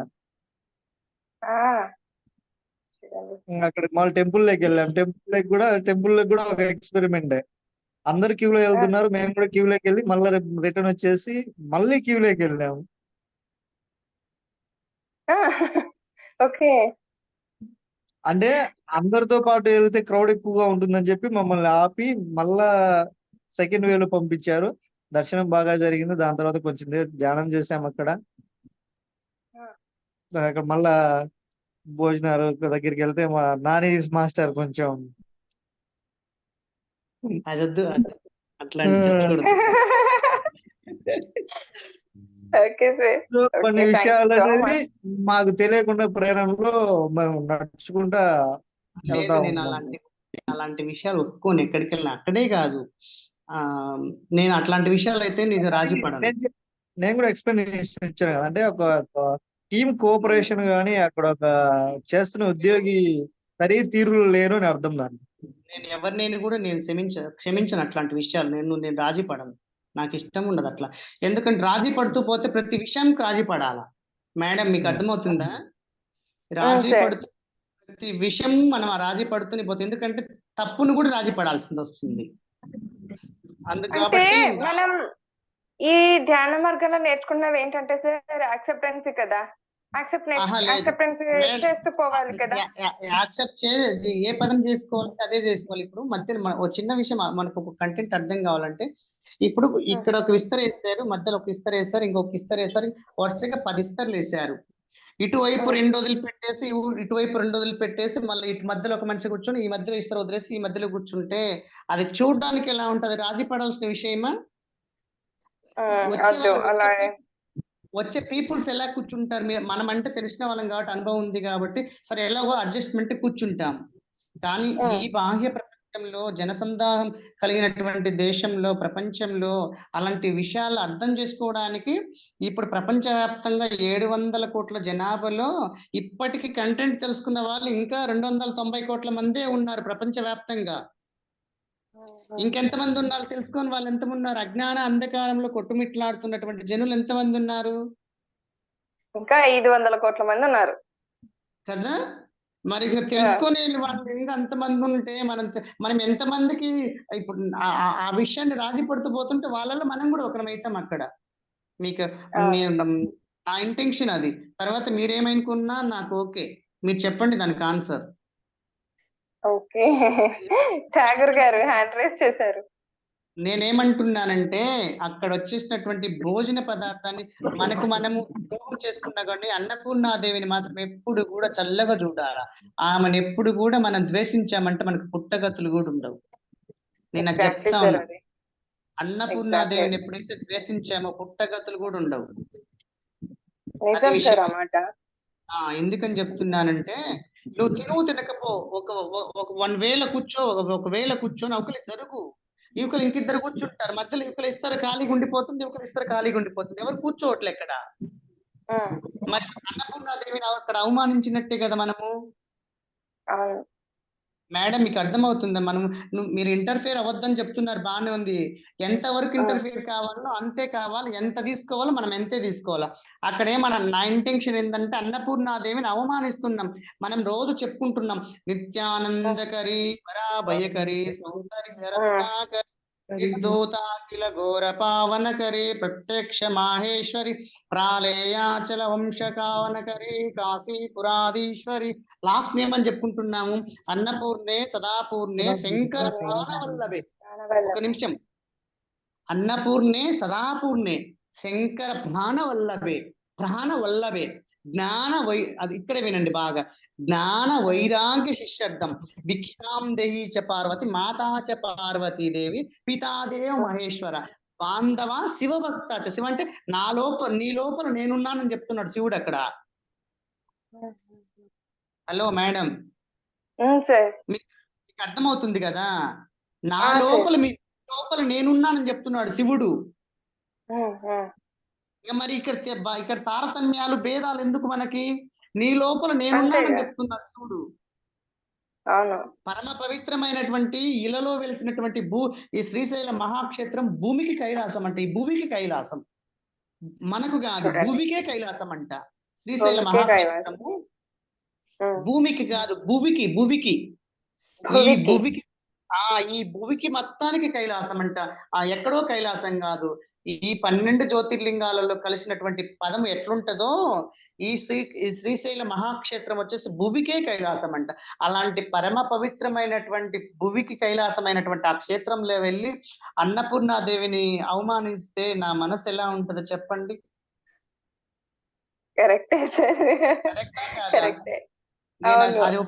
నేను ఆ పదం ఒప్పుకోలేను ఏదైనా కూడా. అంతే కదండి సార్. మరి దానికి ఎంత కష్టపడతాం సార్. ఆ ఫుడ్ ఒక పూట మనకి దక్కడానికి ఎంత కష్టపడతా ఉన్నాం మనకు తెలుసు. మరి దాని నిర్లక్ష్యం అనేది చెయ్యకూడదు ఎప్పుడు. ఇంకొక విషయం కూడా, సత్రంలోకి వెళ్ళిన తర్వాత ఠాగూర్ వాళ్ళు గమనించారో లేదో నాకు తెలియదు. మా ముగ్గురికి టోకెన్లు తీసుకున్నాను నేను. టోకెన్ తీసుకున్న తర్వాత అతన్ని టోకెన్ దగ్గర వచ్చేసి టోకెన్ తీసి అడుగుతుంటే వాళ్ళు ఇవ్వలేదంట భోజనం తినడానికి. అతనికి ఎంత ఆకలిగా ఉంటే దగ్గరికి వెళ్ళి టోకెన్ అడుగుతాడు చెప్పండి? నేను అక్కడికి వెళ్ళిన తర్వాత అతన్ని చూడంగానే నేను మళ్ళీ ఆ టికెట్ అతనికి ఇచ్చేసి నేను మళ్ళీ పోయి తెచ్చుకున్నాను. నేను అతనికి ఇవ్వలేదనేసి. అతను తినేదాకా నెమ్మదిగా తినండి, నెమ్మదిగా తినండి, ఆకలిగా బాగుంది, ఇంకా తినండి అని అతనికి ఎంతో చెప్పాను నేను అతనికి. కానీ అతని ఆకలికి తగ్గట్టు తినడానికి ఆయన లోపల ఉన్నటువంటి శరీరం సహకరించాలి. ఎంత పాపం ఎన్ని రోజుల నుంచి పస్తున్నాడో చూడంగా నాకు అంత అంత ఆ స్థితిలోకి వెళ్ళిపోయా నేను. మన శరీరం ఎంతటిది మేడం, మన ప్రాణం ఎంతటిది? ఈ క్షణం నుంచి మరు క్షణానికి వెళ్లే సమయంలో ఈ లోపల ఉన్నటువంటి గాలిపుడుగా అంతరార్థంలో కలిసిపోవచ్చు, తెలియదు మనకి. లోపల ఉండేది ఏముంది? గాలి బుడగే. ఈ గాలి బుడగ అంతరార్థంలో కలిసిపోతే ఏమవుతుంది? శరీరం నిర్జీవం అయిపోతుంది. శరీరం ఇప్పుడు శరీరంగా ఉంది, నిర్జీవమైన తర్వాత అంత ఫుల్లీ వాటర్ గా మారిపోతుంది. అంతే కదా? ఎగ్జాక్ట్లీ. మీకు తప్పుగా అనిపిస్తే నేనేం చేసుకోలేను ఇంకా. మాకైతే ఏం అనిపించట్లేదు సార్ తప్పుగా అని. అసలు ఠాగూర్ కూడా లేదు, తప్పేముంది ఇక్కడ మనం అక్కడికి దర్శనం అయిపోయిన తర్వాత మనం అక్కడికి వెళ్ళాం కదా భోజనానికి. వాళ్ళు గ్యాప్ ఇచ్చి కూర్చున్నారు. అక్కడ వాళ్ళ వర్షంలో ఆలోచించాల్సింది ఏంటంటే అతని పక్కన వాళ్ళు కూర్చోవడానికి ఇష్టపడలేదని మన యొక్క గెస్, నా యొక్క గెస్. కానీ నిన్న మీరు ఒక పర్సన్ కి టోకెన్ ఇస్తే భిక్షాటం చేసే వ్యక్తి పక్కన నేను కూర్చున్నాను కదా. నా పక్కన భిక్షాటం చేసే వ్యక్తి కూర్చున్నాడు, మేమిద్దరం కలిసి తిన్నాము. కానీ నాకు అలాంటి ఫీలింగ్ లేదు. వాళ్ళకు ఉండడం వల్ల వాళ్ళు డిస్టెన్స్ మెయింటైన్ చేశారు. దాన్ని నేను అప్పుడు గ్రహించాను. సో అయినా సరే వీళ్ళు వాళ్ళలాగే అని చెప్పేసి నేను కూర్చొని మెలకుండా వచ్చేసాను. అది విషయం. ఎందుకంటే మన లోపల ఉండేది ఆత్మే, తన లోపల ఉండేది కూడా ఆత్మే. తనలో భగవంతుడు ఉన్నాడు, మనలో భగవంతుడు ఉన్నాను. అది మనం చూసే ఒక వేరియేషన్ వాళ్ళు తెలుసుకోలేకపోతున్నారు ప్రజలు. అదే కానీ సార్ యాక్సెప్టెన్స్ అని మాట్లాడతాం కానీ ఆచరణలోకి వచ్చే లోపు చాలా దూరం పెట్టేసి ప్రవర్తిస్తాం సార్. దూరం పెట్టి చూస్తాం ఇలాగా. కంపల్సరీ అది ఆచరణ. ఊరికి వచ్చి క్లాసెస్ చెప్తున్నాం, మాట్లాడతాం, చేస్తాం, అన్ని చేస్తాం, కానీ నేను కూడా అలా ప్రవర్తించాలి. ఆ చెప్పిన దాన్ని నోటితో ఏదైతే నేను చెప్పానో నేను వచ్చి అలా ప్రవర్తించాలి. చూడండి, అది అసలైన మార్పు. Yes. 100% So madam, because 100%. exactly. ఎందుకంటే చాలా మంది అంటే అలాంటి స్థితి కలిగింది నాకు చాలా కాలం నుంచి. నేను ఎందుకంటే వాళ్ళతోటి ఎక్కువ నేను ప్రేమగా ఉండి ఎక్కువ వాళ్ళతో ప్రేమతత్వం చూపిస్తా ఉంటా. ఎందుకంటే అలాంటి వాళ్ళు ప్రపంచంలో గూడు లేని వాళ్ళు కొన్ని వేల మంది ఉన్నారు. వాళ్ళందరూ నిరాశ్యులు అన్నమాట. ఎప్పుడు భగవంతుడు వాళ్ళు ఈ జ్ఞానాన్ని వాళ్ళకి అందించి వాళ్ళు ఒక సరైనటువంటి స్థితిలోకి ఎప్పుడు వెళ్తుందో అనేటటువంటి ఇంటెన్షన్ నాది. అది విషయం. వేల మంది ఉన్నారు అలాంటి వాళ్ళు, గూడు లేని వాళ్ళు. కానీ గూడు లేకపోయినా కూడా కనీసం 4 మెతుకులు తినడానికి ఉంటే చాలు వాళ్ళకి. ఖచ్చితంగా. అది ఎగ్జాక్ట్లీ. అది మేడం విషయం. Thank you sir, thank you so much. అందరికి కూడా పార్టిసిపెంట్ ఎవరైతే అయ్యారో వారందరికీ కూడా మరొకసారి ధన్యవాదాలు, కృతజ్ఞతలు తెలియజేసుకుంటున్నానండి. సో ఫ్రెండ్స్, విన్నారు కదూ, చాలా అంటే చాలా తెలియని విషయాలు అయితే నాకైతే తెలుసుకున్నాను నేను చాలా. అండ్ నాకు ఎన్నో క్లారిఫికేషన్స్ దొరికాయి. నిజంగా చెప్పాలంటే ఈరోజు మీరు ఇచ్చిన క్లారిటీతో నేను ఇంకా ముందుకు వెళ్తానని చెప్పేసి మీకు ప్రామిస్ చేస్తున్నాను సార్. ఎందుకంటే నాకొద్దు మేడం, నాకొద్దు, విశ్వానికి ఇవ్వండి. Okay sir, okay, done. Yes, మీరు చెప్పే ప్రతి మాట కూడా మేము అంగీకరించేటట్టుగానే ఉంది సార్. ఇది నిజంగా చెప్తున్నాను, హార్ట్ఫుల్ గా చెప్తున్నాను. ఒక జ్ఞానితో మనం ఇలాంటి సజ్జన సాంగత్యాలు చేస్తే ఎలా ఉంటుందో ఇది ఒక ఉదాహరణ అని మనం చెప్పుకోవచ్చు. So super, thank you so much. So ఎవరు కూడా ఈ శ్రీశక్తి పిరమిడ్ మెడిటేషన్ ఛానల్ ని వీక్షించకుండా అయితే ఉండకండి ఫ్రెండ్స్. సో ప్లీజ్ లైక్ చేయండి, షేర్ చేయండి. ఎస్ సార్, చెప్పండి సార్. మీ ఇంటికి వస్తే ఎప్పుడైనా పట్టడి మెతుకులు పెట్టండి చాలు. ఎందుకు సార్ ఎలాగంటారు? రావడమే ఎంతో సంతోషకరమైన విషయం అది. అలాంటిది నా చేతులతో నేను చేసి పెట్టే అదృష్టము, దాన్ని వదులుకోను. తప్పకుండా. Yes, thank you so much. ప్రేమతో పెట్టినటువంటి ఆహారం పిరికెడైనా చాలు. ఖచ్చితంగా. ప్రేమ సార్, చెప్పండి సార్. అంటే ఇప్పుడు మా మాస్టర్ గారు ఒకటి అడిగారు కదండి, మనం గుప్పెడు మెతుకులతో భోజనం పెట్టారు. అప్పుడు నాకు ఒకటి అంటే కంటెంట్ సరిగ్గా తెలియకుండా క్లారిటీ చెప్తాను. ఒక ఇంట్లో ఒక 5 మంది ఉన్నారు. ఒక తల్లి, 4 కొడుకులు ఉన్నారు. ఆ తల్లి ఆ గుప్పెడు బియ్యంతో అన్నం వండుతుంది, కానీ 5 మంది తినాలి. అన్న తమ్ముళ్ళు వరుసగా వచ్చి పోతా ఉంటారు, కానీ అందరూ ఒకేసారి కలిసి తినరు. ఆ తల్లి ఆ గుప్పెడు బియ్యంతో వండి అక్కడ పెడుతుంది. ఫస్ట్ ఒక కొడుకు వచ్చి తిని, నా తర్వాత మా అమ్మ నా తమ్ముళ్ళు ఉన్నారు కదా, తినలేదు కదా అని చెప్పేసి వాళ్ళకి కొంచెం ఉంచి వెళ్తాడు. తను ఒక ముద్ద తిని వెళ్తాడు. తను తర్వాత వచ్చిన వాళ్ళు అలాగే చేసుకుంటూ వెళ్తారు. 5 మంది భోజనం చేసిన తర్వాత కూడా ఇంకా అన్నం మిగిలి ఉంటుంది ఆ గుప్పెడు మెతుకులతోటే. అంటే తన తమ్ముళ్ళు తినలేదు అన్న యొక్క ఆలోచన వాళ్ళలో ఉండడం వల్ల అందరికి మిగిలి అది మళ్ళా ఇంకా వాళ్ళ ఇంట్లో పనిచేసే వర్కర్స్ కూడా పెడుతున్నారు. చూడండి, ఆకలి యొక్క విలువ తెలిసిన వాళ్ళు అలా చేస్తారు. అది ఆకలి విలువ కాదు, జ్ఞానం ఎప్పుడైతే వాళ్ళ శరీరంలోకి అనుసంధానం అయి ఉంటుందో, జ్ఞానంతో కూడుకున్నటువంటి అంశం కాబట్టి తినలేదనేటువంటి ప్రేరణ వాళ్ళకి కలిగింది. జ్ఞానం లేకపోతే వాళ్ళు తినలేదనేది ఇంకొకట్లేదు, ఉన్న కాడి పెట్టుకుని తినేసి వెళ్ళిపోతాడు. ముందు జ్ఞానం కావాలి.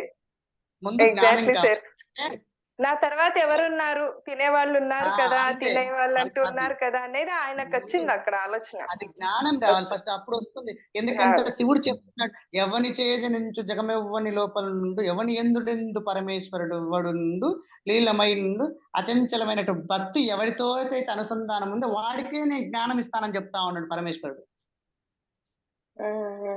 శివుడు నేనున్నాననేటువంటి విషయం ఎవడైతే తెలుసుకుంటాడో వాడికి నిజమైనటువంటి జ్ఞానపరుడు, వాడికి నేను సంపాదిస్తున్నానని చెప్తా ఉన్నాను. గుప్పెడు బియ్యంతో 5 మంది తిన్నారంటే జ్ఞానంతో కూడుకున్నటువంటి అంశమే కాదా అది?